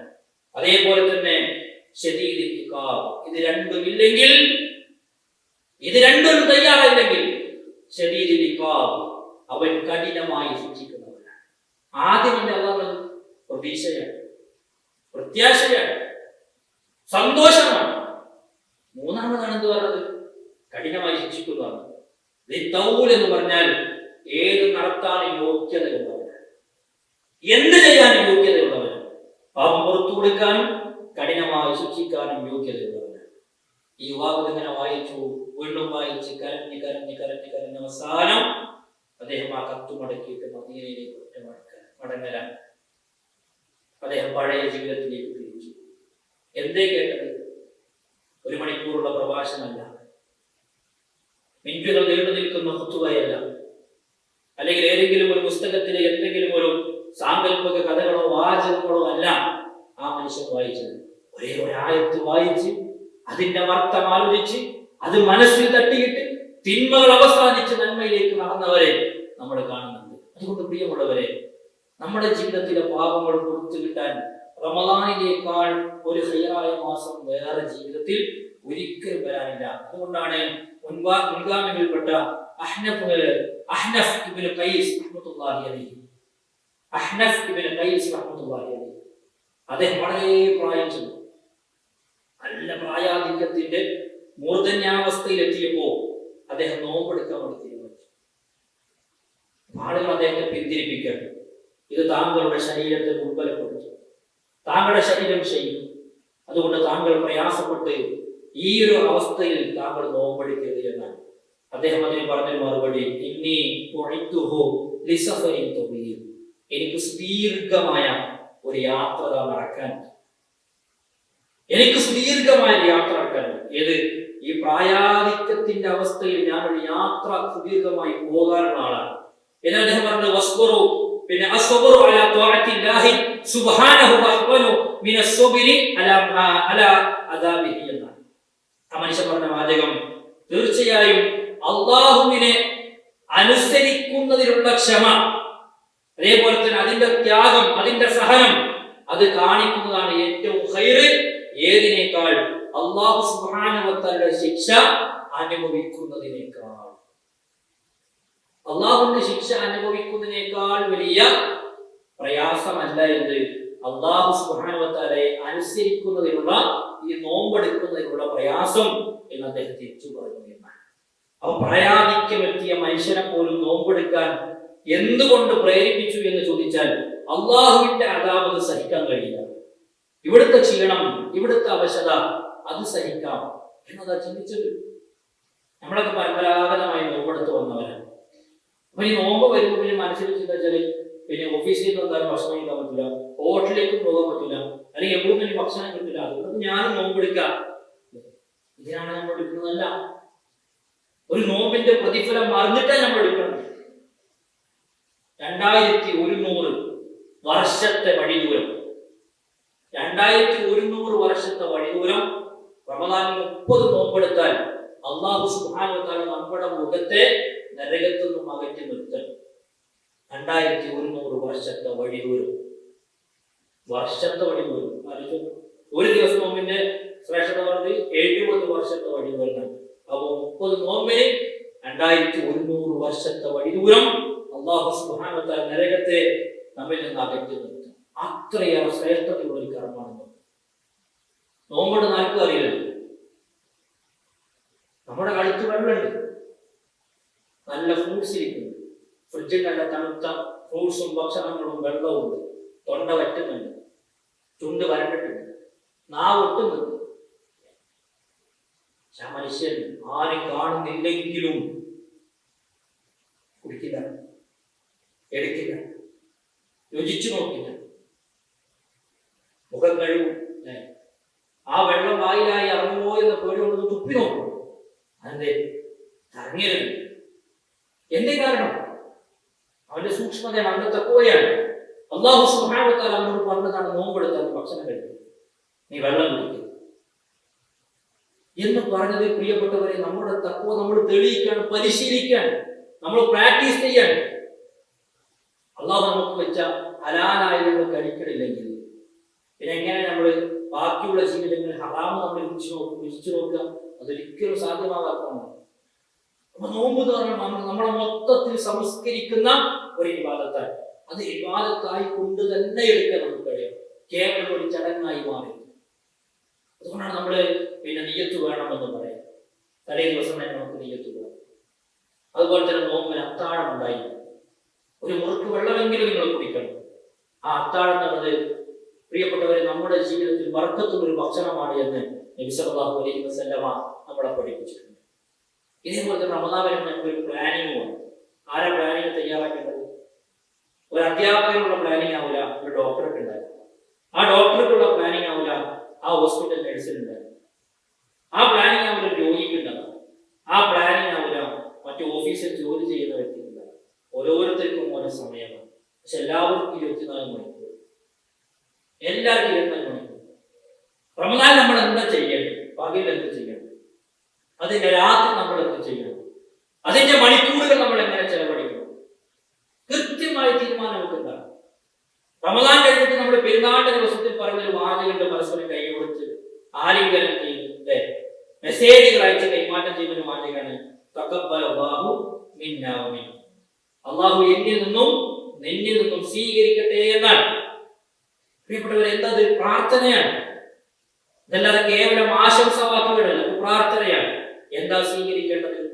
നമ്മുടെ ഒരാളിത് പറയുമ്പോൾ നമ്മുടെ മനസ്സിലേക്ക് നമ്മുടെ നന്മകൾ ഓടിയെത്തണം, നമ്മുടെ നന്മകൾ ഓടിയെത്തണം. അതുകൊണ്ട് നമ്മുടെ ജീവിതത്തിൽ റമദാനിൽ നന്മകൾ ഉണ്ടാകണം നമ്മൾ ശരിക്ക് ഉറപ്പുവരുത്തണം. അതിൽ ഏറ്റവും പ്രധാനപ്പെട്ടത് ഖുർആനുമായുള്ള ബന്ധമാണ് എന്ന് നമുക്ക് എല്ലാവർക്കും അറിയാം. എങ്കിൽ ചില ചരിത്രങ്ങൾ ഞാൻ നിങ്ങളെ വായിച്ചു കേൾപ്പിക്കുകയാണ്. ഉസ്മാൻ ഇബ്നു അഫ്ഫാൻ റളിയല്ലാഹു അൻഹു, ഇദ്ദേഹത്തിന്റെ പേര് കേൾക്കാത്തവരാരും ഈ സദസ്സിലുണ്ടാവില്ല. യഖ്തിമുൽ ഖുർആന കുല്ല യൗമിൻ മറ. അദ്ദേഹം ഖുർആൻ എല്ലാ ദിവസവും പാരായണം ചെയ്ത് തീർക്കുമായിരുന്നു എന്ന് ഞാൻ വായിക്കുമ്പോൾ ഞാൻ ആദ്യം തന്നെ തുടക്കം പറഞ്ഞറിയാം, ഇത് പറയാൻ ഞാനും ഇത് കേൾക്കാൻ നമ്മളും യോഗ്യതയുള്ളവരാണോ എന്നുള്ളത് ഞാനും പരിശോധിക്കണം. എന്റെ രണ്ട് ഭാഗത്തിരിക്കുന്ന സഹോദരി സഹോദരന്മാർ പരിശോധിക്കണം. ഇത് കേൾക്കാൻ നമ്മൾ യോഗ്യത ഉള്ളവരാണ്. അല്ലാഹു ഇത് പറയാൻ ഞാൻ യോഗ്യനല്ല. ഉസ്മാൻ റളിയല്ലാഹു അൻഹു ഒരു ദിവസത്തിൽ ഖുർആൻ എടുത്തു. ആ 30 ദിവസത്തിൽ 30 ഖതമ് അദ്ദേഹത്തിന് കൊടുത്തു. ഉസ്മാൻ റളിയല്ലാഹു അൻഹു ആരാണ്? അദ്ദേഹം ആരാണ്? ആ നാട്ടിലെ ഏറ്റവും വലിയ ബിസിനസ്സുകാരൻ. പക്ഷെ അദ്ദേഹത്തിന് ഖുർആനിൽ സമയം ചെലവഴിക്കാൻ കഴിയും. നമ്മുടെ നാട്ടുഭാഷയിൽ പറഞ്ഞാൽ തള്ളാവും, ഒരു ദിവസം കൊണ്ടൊന്നും ഓയ്തെടുക്കാൻ പറ്റില്ല. നമ്മൾ ഒറ്റക്കാരെ അയച്ചാൽ നമ്മൾ സ്ഥിരം ഓതുന്ന സൂറത്തുകൾ ഓതാൻ നമുക്ക് സമയമാണ്. സ്ഥിരം ഓതുന്ന സൂറത്തുകൾ ഓതാൻ നമുക്ക് സമയമാണ് വേണ്ട. അത് വേഗം നമുക്ക് ഓതാൻ പറ്റും, അത് വേഗം നമുക്ക് തീർക്കാൻ പറ്റും. ആ ഭാഗങ്ങൾ നമ്മൾ വേഗം കടന്നു പോകും. ഖൈറുക്കും മൻ തഅല്ലമൽ ഖുർആന വഅല്ലമ എന്ന ഹദീസ് പോലും റിപ്പോർട്ട് ചെയ്ത സ്വഹാബിയാണ് ആര്? ഉസ്മാൻ റളിയല്ലാഹു അൻഹു. അപ്പൊ അദ്ദേഹത്തിന് അത്ര സമയം മതി. അപ്പൊ നമ്മളോട് ഫാത്തിഹ ഓതാൻ നിങ്ങൾക്ക് എത്ര സമയം വേണമെന്ന് വെച്ചാൽ 2 മിനിറ്റ് നമ്മൾ ഫാത്തിഹ ഓതും. യഥാർത്ഥത്തിൽ ഒരു പേജ് ഓതാൻ നന്നായി ഓടുന്ന ആളാണെങ്കിൽ 2 മിനിറ്റ്, അപ്പൊ കുറച്ചൊരു സ്ലോ ആണെങ്കിൽ 3 മിനിറ്റ്, തപ്പിത്തെറിഞ്ഞ് പിടിക്കുന്ന ആളാണെങ്കിൽ 5 മിനിറ്റ്. നമ്മൾ ഈ രണ്ടാമത്തെ വ്യക്തിയാണെന്നറിയോ? അസ്വദ് ബിൻ യസീദ് റഹിമഹുല്ലാ. അദ്ദേഹത്തെ കുറിച്ച് പറയുന്നത് അദ്ദേഹം 2 രാത്രികൾ കൊണ്ട് ഓതി തീർക്കും. അപ്പൊ 15 തവണ വിശുദ്ധ ഖുർആൻ അദ്ദേഹം ഓതി തീർക്കുമായിരുന്നു എന്നാണ്. അതേപോലെ തന്നെ സഈദ് ഇബ്നു ജുബൈർ റഹ്മത്തുള്ളാഹി അലൈഹി അദ്ദേഹം 2 ദിവസം കൊണ്ട് ഓതി തീർക്കാറുണ്ടായിരുന്നു. ഇമാം ബുഖാരി റഹിമഹുല്ലാ അദ്ദേഹം എല്ലാ ദിവസവും ഓതി തീർക്കുന്ന വ്യക്തിയാണ്. ഇമാം ഷാഫി റഹ്മത്തുള്ളാഹി അലൈഹി 60 തവണ വിശുദ്ധ ഖുർആൻ ഓതി തീർക്കും. എന്ന് പറഞ്ഞാൽ ഒരു ദിവസത്തിൽ തന്നെ 2 തവണ വിശുദ്ധ ഖുർആൻ ഓതി തീർക്കുന്ന ആളായിരുന്നു. ഒരു ചരിത്രം വരച്ചു വെക്കുന്ന ഒരു വാചകം എന്നറിയോ? യഖ്റഉഹാ ബിഗൈരി സ്വലാത്ത്. നമസ്കാരത്തിന് പുറമേ, നമസ്കാരത്തിൽ ഒതുങ്ങി കൂട്ടണ്ട, അത് പുറമെ 60 തവണ വിശുദ്ധ ഖുർആൻ ഓതി തീർക്കുമായിരുന്നു. എന്ന് പറഞ്ഞാൽ വെള്ളം പോലെ നമ്മുടെ പ്രയോഗം അല്ലെ, വെള്ളം പോലെ അവർക്ക് എന്താണ്? ഖുർആൻ ഒഴുകി പോകുന്നതാണ്. അവരുടെ ജീവിതത്തിൽ നിരന്തരം അവർ ദൈനംദിന ജീവിതത്തിന്റെ ഭാഗമായി കൊണ്ടു നടത്തുന്നതാണ് വിശുദ്ധ ഖുർആന്റെ പാരായണം. അതേപോലെ തന്നെ ഇമാം മാലിക് റഹ്മത്തുള്ളാഹി അലൈഹി അദ്ദേഹത്തിന്റെ വിജ്ഞാന സദസ്സുകൾ, ഹദീസിന്റെ പാഠങ്ങളൊക്കെ മാറ്റി വെച്ചിട്ട് അദ്ദേഹം എന്ത് ചെയ്യാണ്ട് വിശുദ്ധ ഖുർആനിൽ മുഴുകിയിരിക്കുമായിരുന്നു എന്നാണ്. സുഫിയാൻ സൗരി റഹിമഹുല്ലാ അദ്ദേഹത്തിന്റെ ഐച്ഛികമായ എല്ലാ ഇബാദത്തുകളും മാറ്റി വെച്ചിട്ട് അദ്ദേഹം ഖുർആനിൽ മുഴുകിയിരിക്കുമായിരുന്നു. ആയിഷ റളിയല്ലാഹു അൻഹ പ്രഭാത സമയത്ത് ധാരാളം മുസ്ഹഫിൽ നിന്ന് ഓതുമായിരുന്നു. ഫൈദാ തലഅത് ശംസു നാമത്, സൂര്യൻ ഉദിച്ചു കഴിഞ്ഞാൽ അല്പം ഉറങ്ങാറുണ്ടായിരുന്നു എന്നുള്ളതാണ്. ഇങ്ങനെ പൂർവികരെ നോക്കിക്കഴിഞ്ഞാൽ ഒരു റമദാൻ കൊണ്ട് 60 തവണ തീർത്തവർ, 15 തവണ തീർത്തവർ, ഒരു ദിവസം കൊണ്ട് തീർത്തവർ, 2 ദിവസം കൊണ്ട് തീർത്തവർ, അതുപോലെ തന്നെ ഖതാദ റഹിമഹുല്ലാ 7 ദിവസം കൊണ്ട് തീർത്തു. ഇതൊക്കെ നമ്മൾ വായിക്കുമ്പോൾ ഈ നമ്മളെ കുറിച്ച് നമ്മൾ 15-ാമത്തെ വയസ്സിലും റമദാൻ എന്നൊക്കെ ഓതി തീർത്തത് ഒരു തവണ, 20-ാമത്തെ വയസ്സിലും ഓതി തീർക്കുന്നത് ഒരു തവണ, 40-ാമത്തെ വയസ്സിലും ഓതി തീർക്കുന്നത് ഒരു തവണ. 3 റമദാൻ കിട്ടിയിട്ട് ഒരു റമദാൻ ഒരു തവണ. അതുകൊണ്ട് ഒരു മാറ്റം നമുക്ക് ഉണ്ടാകണം. ആ മാറ്റത്തിന് നമ്മൾ എന്ത് ചെയ്യണം? ഖുർആനെ എങ്ങനെ എനിക്ക് തീർക്കാൻ കഴിയുമോ അത്രയും മനോഹരമായി ഞാൻ എന്ത് ചെയ്യണം? ഓതി തീർക്കണം. ആ ഒരു തീയതി 2 തവണയോ 3 തവണയോ കഴിഞ്ഞതിനേക്കാൾ ഒന്ന് കൂടുതൽ അത് വേണം. നമ്മളോട് പറഞ്ഞു ഈ സ്ഥാപനത്തിൽ നിങ്ങൾ അപ്പുറത്തെ ഒരു സ്ഥാപനത്തിലേക്ക് ജോലി ഉണ്ട്, അപ്പൊ എന്താ? അപ്പൊ നമ്മൾ ചോദിക്കും അവിടെ ഇതിനൊക്കെ ശമ്പളം കൂട്ടിയിട്ടില്ല, ഞാൻ അവിടെ തന്നെ നിൽക്കും. നേട്ടങ്ങൾ നമ്മൾ എല്ലാവരും ആഗ്രഹിക്കുന്നതാണ്, വലുതായി കിട്ടണം നമ്മൾ കൊതിക്കുന്ന ആൾക്കാരാണ്. അപ്പൊ കഴിഞ്ഞ റമദാനിന് ഈ റമദാൻ നമ്മളെ മാറ്റിയത് എന്തെന്ന് വെച്ചാൽ ഒരു നല്ല ഓർമ്മ ഉണ്ടാകണം. കഴിഞ്ഞ റമദാൻ ഒന്നേ കഴിഞ്ഞിട്ടുള്ളൂ, ഇത്തവണ 2 തവണ എനിക്ക് കൊടുത്തെടുക്കാൻ കഴിയുന്നുള്ളത് നമ്മുടെ മനസ്സിൽ. ഇതേപോലെ തന്നെയാണ് രാത്രി നമസ്കാരം. നമുക്ക് ശ്രദ്ധയില്ല എന്നല്ല പറയുന്നത്.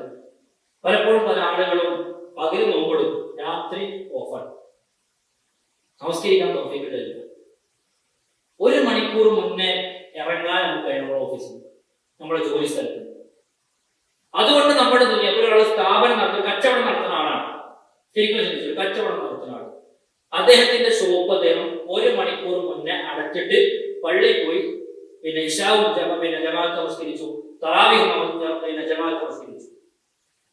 ആ 1 മണിക്കൂർ മുന്നേ അടച്ചത് കൊണ്ട് അള്ളാഹു ആ മനുഷ്യന് വിധിച്ച അന്നത്തെ സമ്പത്തിൽ നിന്ന്, റിസ്കിൽ നിന്ന് എന്തെങ്കിലും ഒന്ന് കുറയാനുണ്ട്, ഒന്നും പറയാം. അള്ളാഹു മനുഷ്യനെ കണക്കാക്കിയത് അന്ന് ദിവസം കിട്ടാനുള്ള മനുഷ്യന് കിട്ടിയിട്ടുണ്ട്. എന്നാൽ ഒരു മനുഷ്യൻ കടയടക്കാതെ, ഷോപ്പ് അടക്കാതെ, അല്ലെങ്കിൽ ജോലിയിൽ നിന്ന് 1 മണിക്കൂർ മുന്നേ ഇറങ്ങാതെ ആ മനുഷ്യൻ ജോലി ചെയ്യും, അല്ലെങ്കിൽ പിന്നെ കച്ചവടം ചെയ്യും. അള്ളാഹു വന്ന് വിധിച്ചത് എന്തെങ്കിലും കൂടാനുണ്ടോ? മനുഷ്യൻ 1 രൂപ പോലും കൂടാനില്ല, അള്ളാഹു വിധിച്ചത് മാത്രമേ കിട്ടിയുള്ളൂ. പക്ഷെ ഞാനീ പറഞ്ഞ ഒന്നാമത്തെ വ്യക്തിക്ക് ദുനിയാവും കിട്ടി, പരലോകം കിട്ടി.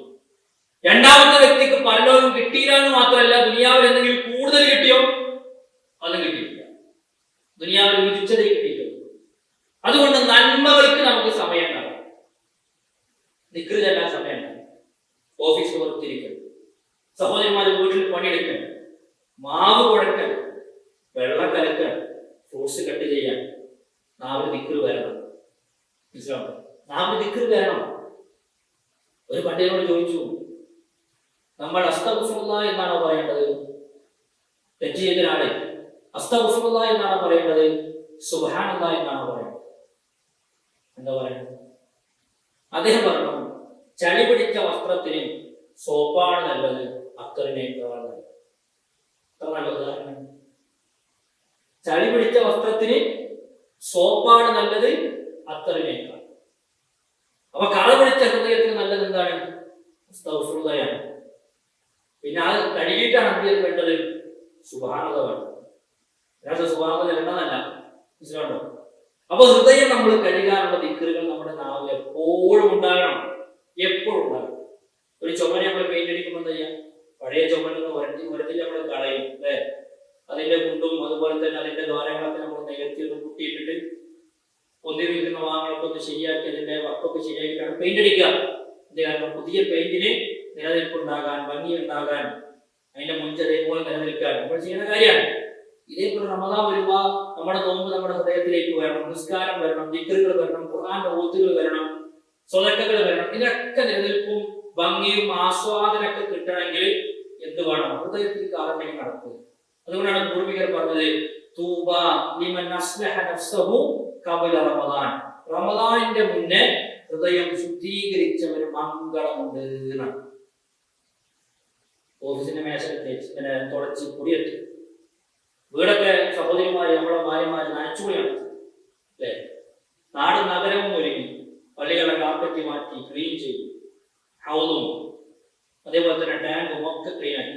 എന്താ റമദാൻ? ശരിക്കും അവിടെ ഹൃദയം ആദ്യം കഴിയേണ്ടത്. അതിനെന്താ പറഞ്ഞാല്, നാളെ മാസങ്ങളാണെങ്കിൽ നമ്മള് മറ്റന്നാളത്തോടുകൂടി നാളത്തെ മഗ്‌രിബോടുകൂടി നമ്മൾ റമദാനിലേക്ക് പ്രവേശിക്കണം. അതിന്റെ മുന്നേ നമുക്കൊരു സമയമാണ്. ഏതാ സമയം? നമ്മൾ മാത്രമുള്ള സമയം. പുറത്തോടുണ്ടാവും കൂടെ. എന്നാലും ഇങ്ങനെ പറയണം. എന്താ പറയേണ്ടത്? ഓരോന്നും പറയും, ഓരോ കാര്യങ്ങളും ഇങ്ങനെ പറയും. രാത്രി ആയിക്കോട്ടെ, ഒന്നുകൂടി ഏകാഗ്രമായി ഇരിക്കാൻ, മറ്റുള്ള ബഹളങ്ങളൊന്നുമില്ല, സ്വസ്ഥമായി ഇരിക്കാൻ പറ്റുന്നത് ഇന്ന് രാത്രിയാണ്, നാളത്തെ സുബഹിക്കുമുള്ള സമയമാണ്.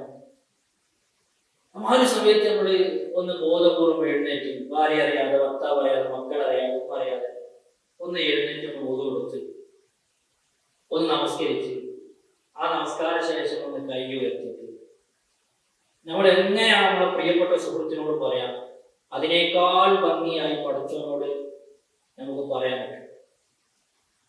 എന്താണ് നമ്മുടെ നാവിൽ വരുന്ന വരികൾ, വചനങ്ങൾ, വാക്കുകൾ? അത് ഓരോരുത്തർക്കും ഓരോ അനുഭവങ്ങളാണ്. നമ്മൾ സമ്മതിച്ചു കൊടുക്കേണ്ട കാര്യങ്ങൾ പഠിക്കുന്നത്. അല്ലാഹുവേ, നീ പറഞ്ഞ ആ തിന്മണ്ട്, അത് അറിഞ്ഞിട്ട് ഞാൻ ചെയ്തു. നിനക്കറിയാം, നീ കണ്ടതാണ്, നീ കേട്ടതാണ്, നീ അറിഞ്ഞതാണ്, നീ രേഖപ്പെടുത്തിയതാണ്. പക്ഷേ നീ അത് മറച്ചു വെച്ചു, നീ അത് പുറത്ത് കിട്ടിയിട്ടില്ല. അല്ലാഹുവേ, അതിനുശേഷവും ഞാൻ നിന്നോട് മടങ്ങിയതാണ്. അത് തിന്മയാണ് എന്ന് ബോധ്യപ്പെട്ട് ഞാൻ നിന്നോട് മടങ്ങിയതാണ്. ഒരു സാഹചര്യം വന്നപ്പോൾ ആ കുടിയിൽ ഞാൻ കൊണ്ടുവന്നു. അപ്പൊ ഞാൻ അതൊന്ന് മടങ്ങാണ്. അല്ലാഹുവേ, എനിക്ക് എങ്ങനെ നിന്നോട് പറയണം, എങ്ങനെ പാപമോചനം തരണം, എന്ത് വാചകം ഞാൻ പറയണം?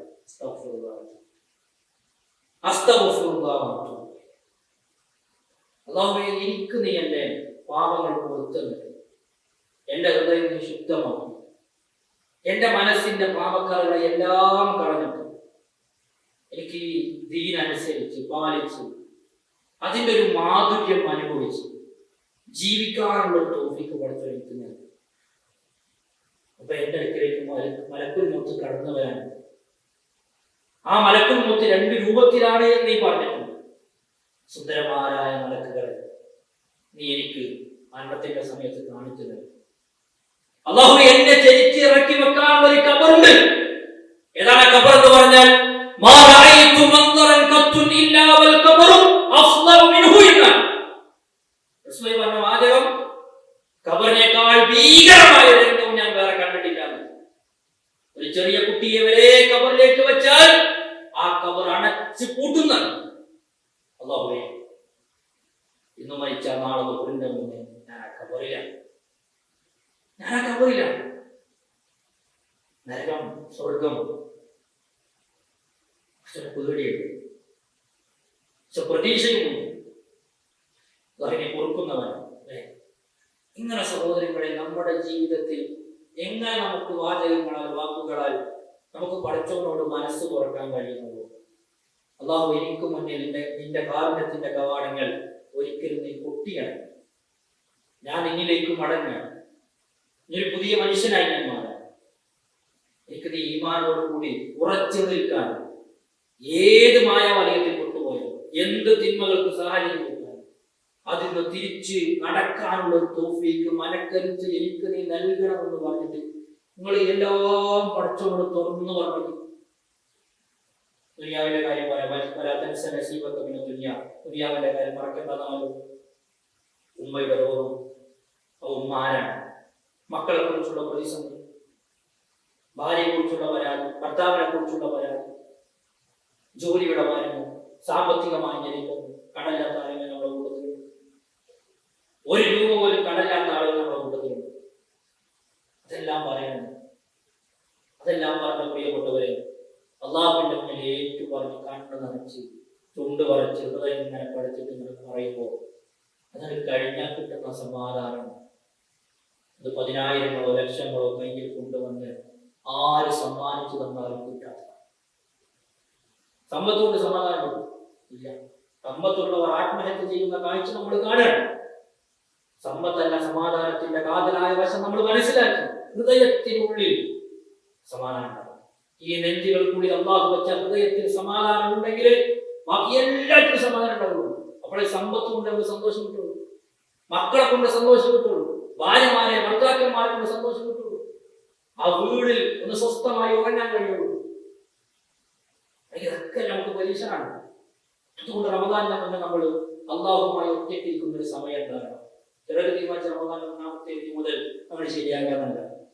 അങ്ങനെ ആവരുത്. അതിന്റെ മുന്നേ തന്നെ നമ്മുടെ ഹൃദയം നമ്മൾ കൊടുക്കണം. പഠിച്ചു അള്ളാഹു എന്തും സ്വീകരിക്കാൻ തയ്യാറാണ്. അള്ളാഹു ഖുർആനിൽ വാക്ക് പറഞ്ഞു, വഹുവല്ലദീ യഖ്ബലു തൗബത അൻ ഇബാദി വയഅഫു അനി സയ്യിആത് വയഅലമു മാ തഫഅലൂന.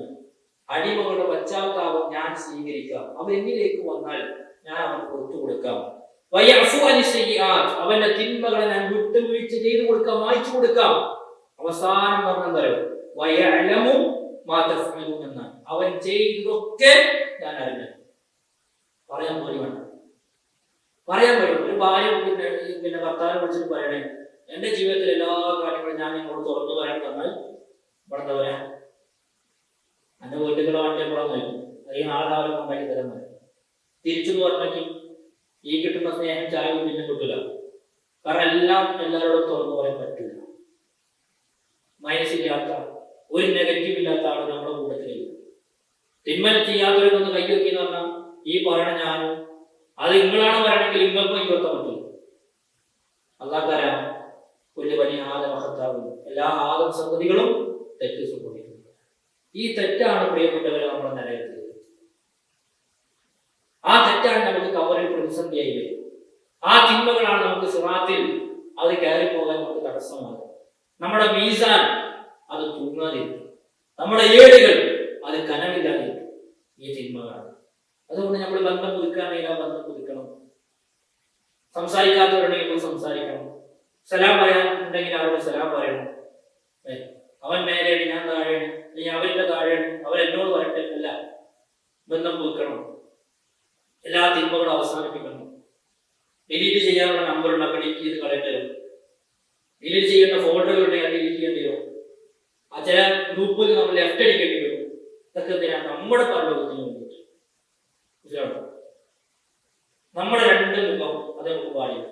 ഒരേ മുഖം അള്ളാന്റെ അടുക്കലും പടപ്പുകൾക്ക് അടുക്കലും ഒരേ ഒരു മുഖത്തോടു കൂടി ജീവിക്കാൻ നമുക്ക് കഴിയും. ആ നിലക്കായിരിക്കണം റമദാൻ നമ്മൾ ഉപയോഗപ്പെടുത്തുന്ന റമദാനിലേക്ക് നമ്മൾ പ്രവേശിക്കേണ്ടത്. ഞാൻ അവസാനിപ്പിക്കുകയാണ്. അതേപോലെ തന്നെ റമദാന്റെ രാത്രി കാലങ്ങളിൽ സുദീർഘമായി നമസ്കരിക്കാൻ നമുക്ക് കഴിയും. അതേപോലെ തന്നെ അതിന്റെ നോമ്പ് ആസ്വാദനത്തോടു കൂടി എടുക്കാൻ നമുക്ക് കഴിയും.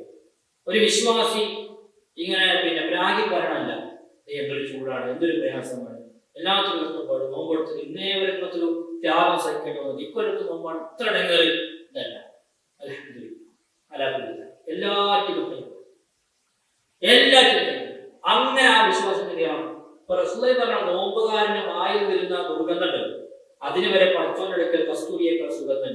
അള്ളാഹു അത് പ്രത്യേകമാക്കിയിരുന്നു. നോമ്പുകാരൻ അനുഭവിക്കുന്ന വായുടെ ഗന്ധത്തിന് വരെ അള്ളാഹു സുബ്ഹാനഹു വ തആല പ്രതിഫലം നൽകുന്നതാണ്.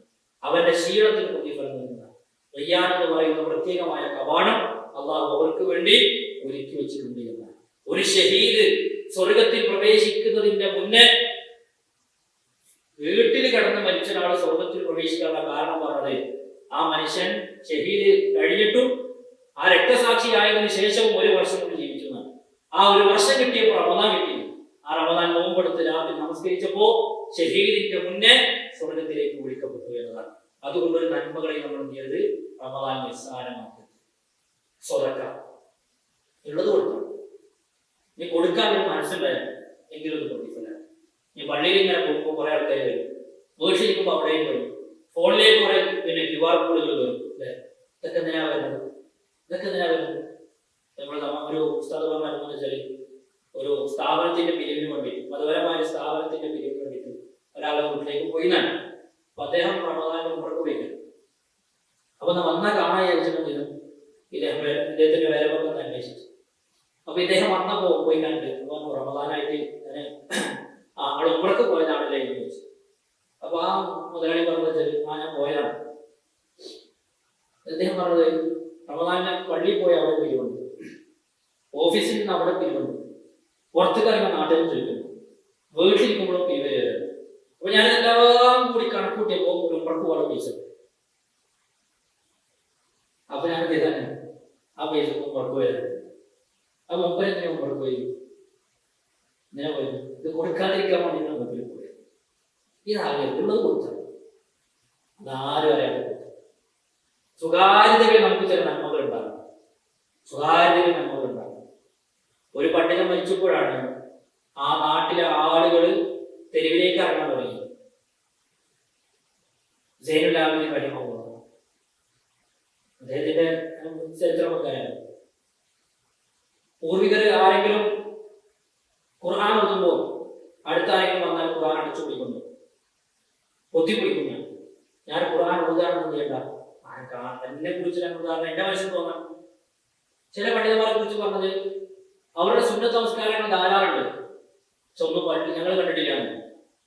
ഇതേ കാരണം അവരുടെ വീട്ടിൽ സ്വകാര്യമായി വിളിച്ച് ഇത് മനസ്സിലുണ്ടാകേണ്ടത്. ഇപ്പൊ അർശിന്റെ തല കിട്ടുന്ന ഒരു വിഭാഗത്തെ കുറിച്ച് പറഞ്ഞതാ,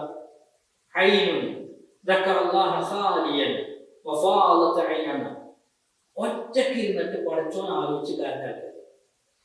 ഒറ്റക്ക് ഇരുന്നിട്ട് പഠിച്ചോൻ ആലോചിച്ച് കാര്യമാക്കുക.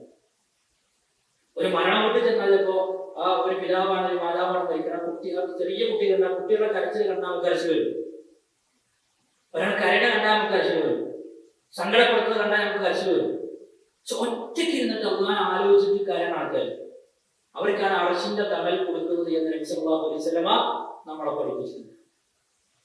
സൈനുൽ ആബിദീൻ റഹിമഹുല്ലാഹ് മരിച്ചപ്പോ മയ്യത്ത് കുളിപ്പിക്കുന്ന ആളുകൾ 2 ഭാഗത്ത് നല്ല തഴമ്പുകളാണ് ചുമലില്. ആർക്കും മനസ്സിലായില്ല ഇതെന്താ സംഭവം. അദ്ദേഹം ഒരു ചുമട്ട് തൊഴിലാളിയല്ല, അറിയപ്പെടുന്ന ഒരു പണ്ഡിതനാണ്. കുറച്ച് ദിവസങ്ങൾ കഴിഞ്ഞപ്പോ ആ നാട്ടിലേക്ക് തെരുവിലേക്ക് പാവങ്ങൾ ഇറങ്ങാൻ തുടങ്ങി.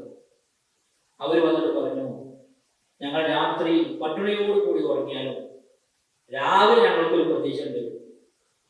രാവിലെ പ്രഭാതത്തിൽ വീടിന്റെ വാതിൽ തുറന്നു നോക്കിയാൽ ഗോതമ്പിന്റെ വലിയ ചാക്കുകൾ ഞങ്ങളുടെ വീടിന്റെ മുറ്റത്ത് ഞങ്ങൾ കാണുമായിരുന്നു എന്നാണ്. പക്ഷെ കുറച്ച് ദിവസമായിട്ട് ആ ഗോതമ്പിന്റെ ചാക്കുകൾ ഞങ്ങളുടെ വീടിന്റെ മുറ്റത്ത് ഇപ്പോൾ കാണുന്നില്ല. അത് ചരിത്രം മനസ്സിലാക്കി, അന്ന് ആ ജനത മനസ്സിലാക്കി, നാട്ടുകാർ മനസ്സിലാക്കി. മഹാനായ സൈനുൽ ആബിദീൻ റഹിമഹുല്ലാഹ് രാത്രി ആരും കാണാതെ ഭാരമുള്ള ഗോതമ്പിന്റെ ചാക്കുകൾ ഏറ്റിയിട്ട് പാവപ്പെട്ട കുടുംബത്തിന്റെ മുന്നിലേക്ക് വീടുകൾക്ക് മുന്നിൽ അദ്ദേഹം കൊണ്ടുവച്ചു. പേര് പ്രശസ്തി ഒന്നും അറിയിച്ചില്ല. ആ പാടുകളാണ്, ആ തഴമ്പുകളാണ് മയ്യത്ത് കുളിപ്പിക്കുന്നവർ അദ്ദേഹത്തിന്റെ 2 തോളിലും കണ്ടെത്തുന്നത്. നമ്മളെപ്പോഴാ സ്വതം കൊടുക്കുന്നത്? ഒരാൾ കൈ നീട്ടുമ്പോഴാണ് നമ്മൾ കൊടുക്കുന്നത്. ഒരാൾ മെസ്സേജ് അയച്ചിട്ട് ഓർമ്മപ്പെടുത്തുമ്പോഴാണ് നമ്മൾ സ്വതം കൊടുക്കുന്നത്. ഇതല്ലാതെ അങ്ങോട്ട് അന്വേഷിച്ച് കൊടുത്തത് പ്രിയപ്പെട്ട എത്രത്തോളം. ഈദ് കിസ്വ, ഇസ്ലാം സ്റ്റുഡൻസ് നടത്തുന്നതാണ് ഈദ് കിസ്വ. നമ്മളെ മക്കൾക്ക് വേണ്ടി വസ്ത്രം എടുക്കും. ഒരു വസ്ത്രം കഴിയുന്ന അത്ര രൂപയാണ്. നമുക്ക് വേണ്ടി വസ്ത്രം എടുക്കും. ഭാര്യയ്ക്കും ഭർത്താവിന് വേണ്ടി വസ്ത്രം എടുക്കും. അതിലെടുക്കാത്ത ഒരാൾ വേറെ ഉണ്ടാവും. നമ്മുടെ ഉമ്മ, നമ്മുടെ ഉപ്പ.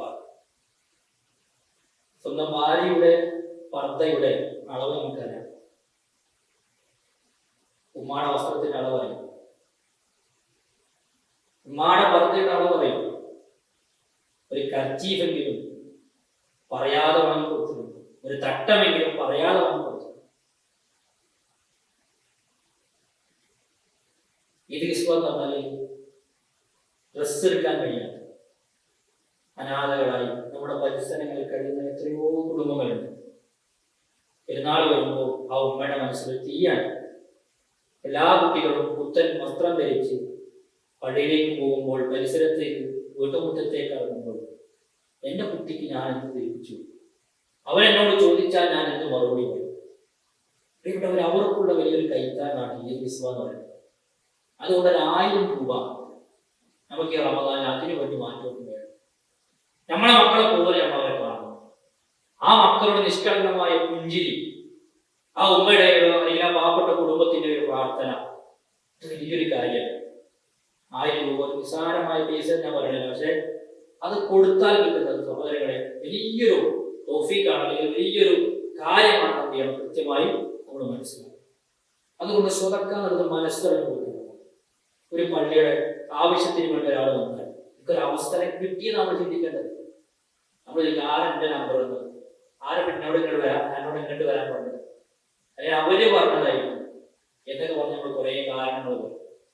ഇതിലധികം വീട്ടില് ആരെങ്കിലും കൈ കെട്ടി വന്നാൽ ഈ സഹോദരിമാരെ വാതിൽ തുറന്നിട്ട് അല്ലെങ്കിൽ ജനൽ തുറന്നിട്ട് എന്താ പറയുന്നത്? നമ്മളെ വരുന്നതിന് വീട്ടിലാണില്ല, ഈ ജനൽ തുറന്നതാരാ? ജിന്നോ? മനുഷ്യൻ തന്നെ അല്ലേ ജനൽ തുറന്നത്? ഈ 10 രൂപ കൊടുക്കണേനാണ് എന്താ പറയുന്നത്? വീട്ടിലാളില്ല എന്നാണ്. ഈ 10 രൂപ കൊടുക്കുന്നതിന് നമ്മളൊരു വേറെ കാരണം കണ്ടെത്തി. ഇവരൊക്കെ തട്ടിപ്പാണ്. അത് ഈ റോഡിൽ വെയിലോട്ട് നടക്കുന്ന ആൾക്കാരൊക്കെ തട്ടിപ്പാണ്. തട്ടിപ്പില്ല എന്ന് പറയുന്നത് അവരൊക്കെ എത്രയോ പൈസ ഉള്ളവരാണ്. അമ്പാനുടെയും ബെറുടെയും ആസ്തിയുള്ള ആൾക്കാരാണ് ഇവരൊക്കെ അവരുടെ നാട്ടില് എന്ന് നമ്മൾ പറയും. ശരിക്കും ആലോചിക്കുക, ഒരാൾ നമ്മളെ തട്ടിപ്പ് നടത്തിയിട്ടാണ് വാങ്ങിപ്പോയത്, നമ്മളെ ചതിച്ചിട്ടാണ് വാങ്ങിപ്പോയത്. നമുക്ക് ഇത് നഷ്ടമുണ്ട്. നമുക്ക് സ്വതക്കട കൂലി കിട്ടി, ഓ പറ്റിച്ചാലും കൂലി കിട്ടി. 2 കൂലിയാണ് പറ്റിച്ചാൽ കിട്ടുന്നത്. അപ്പൊ നമ്മൾ തട്ടിപ്പെടുത്താതിരുന്നാൽ കൊടുക്കാതിരിക്കാനുള്ള തട്ടിപ്പ് നമ്മൾ നടത്താതിരുന്നാൽ. ത്വൽഖ് ഹബീബ് റഹ്മത്തുള്ളാഹി അലൈഹിയുടെ ചരിത്രം പലപ്പോഴും നമ്മൾ കേട്ടിട്ടുണ്ടാവും. റമദാൻ എല്ലാ ദിവസവും സ്വതക്ക കൊടുക്കണമെന്ന് തീരുമാനിച്ചിട്ട് അദ്ദേഹം വീട്ടിൽ ചെന്ന് നോക്കുമ്പോൾ സ്വതക്ക കൊടുക്കാൻ വീട്ടിലൊന്നുമില്ല. അപ്പൊ എന്താ എടുത്ത് കൊടുക്കുക? അദ്ദേഹം ഭക്ഷണം ശേഖരിച്ചു വെച്ച ഭാഗത്ത് പോയി നോക്കുമ്പോൾ ഉള്ളി ഇരിക്കുന്ന ബാക്കി. ആ ഉള്ളി എടുത്തിട്ട് അദ്ദേഹം അങ്ങാടിക്ക് ഇറങ്ങിയിട്ട് ആ ഉള്ളി പൊക്കി പിടിച്ച് ചോദിക്കണ്ടേ, ഈ അങ്ങാടിയിൽ ഈ ഉള്ളി ആവശ്യമുള്ള ആരെങ്കിലും ഇവിടെ ഉണ്ടോ? ഒരു ഉള്ളി കൊടുത്തിട്ടെങ്കിലും ഒരു സ്വതക്ക നടക്കണമെന്ന് തീരുമാനിച്ചു. അപ്പൊ നമുക്ക് മെസ്സേജ് തരും, വഴിയാത്രക്കാർക്ക് നോമ്പ് തുറപ്പിക്കാൻ 50 രൂപ ഗൂഗിൾ പേ ചെയ്യും, 30 രൂപ ഗൂഗിൾ പേ ചെയ്യും. ഒരു നോമ്പിന്റെ പ്രതിഫലം 30 രൂപ കൊണ്ട് നമുക്ക് കിട്ടാൻ മനസ്സിലാവും. അപ്പൊ നമ്മൾ അന്വേഷിക്കണം, നമ്മുടെ നാട്ടിൽ നോമ്പ് തുറക്കി നമ്മളൊരു പൈസ അങ്ങോട്ട് പോകണം. അതാരും ഇങ്ങോട്ട് പറഞ്ഞു പോകണം, അങ്ങോട്ട് നമ്മൾ ചോദിച്ചു പോകണം. മനസ്സിലാവും. ഈദ് കിസ്വയിൽ നമ്മുടെ കയ്യിൽ നമ്മൾ വെക്കണം. നമ്മുടെ പണം അതിലേക്ക് പോകണം. പള്ളിക്ക് നമ്മൾ വലിയൊരു തുക നമ്മുടെ വീട് നമ്മൾ എത്രത്തോളം മൂടി പിടിപ്പിക്കാൻ, ഭംഗിയാക്കാൻ, കൊണ്ടു നടക്കാൻ ചെലവഴിക്കുന്നുവോ അതുപോലെ പള്ളികൾക്ക് വേണ്ടി വരുന്ന പ്രിയപ്പെട്ടവരെ നമ്മൾ ചെലവഴിക്കണം. റസൂലുള്ളാഹി അടിച്ചു വീശുന്ന കാറ്റിനേക്കാൾ ഭംഗിയായി സ്വതക്ക ചെയ്തു ഖതീബുമാര് മിമ്പറിൽ നിന്ന് ഉറക്കെ വിളിച്ചു പറയും.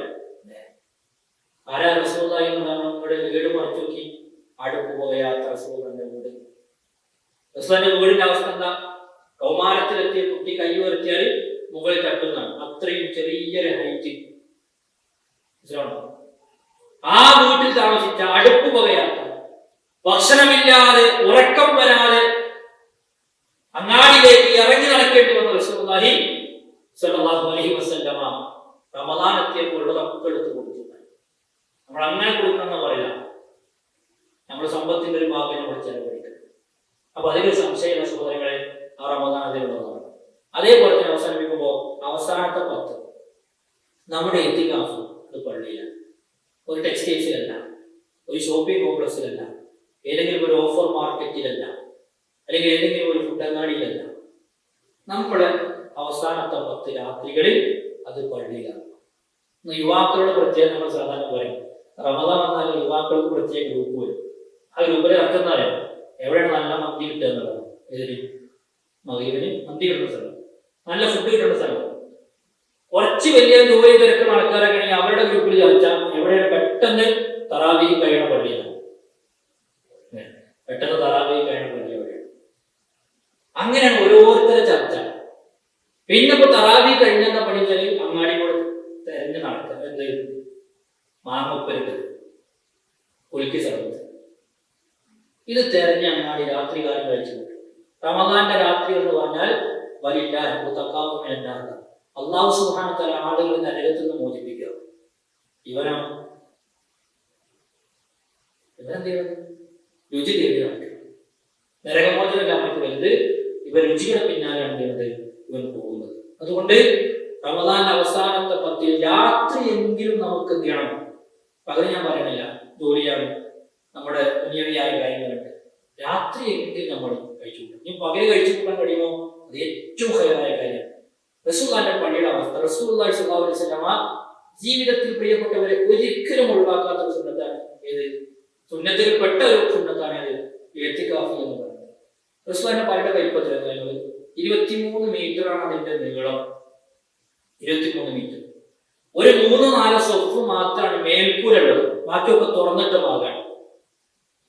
ഇതിനധികം പ്രവാചകന്റെ വീടിന്റെയും പള്ളിയുടെയും ഹൈറ്റ് ആയിഷയിൽ നേരത്തെ പറഞ്ഞ പോലെ കൗമാരത്തിലെത്തിയ കുട്ടി കൈ ഉയർത്തിയാല് മുകളിൽ തട്ടുന്നത്. നിലത്തെന്താ? മണ്ണാണ്, മണലാണ്.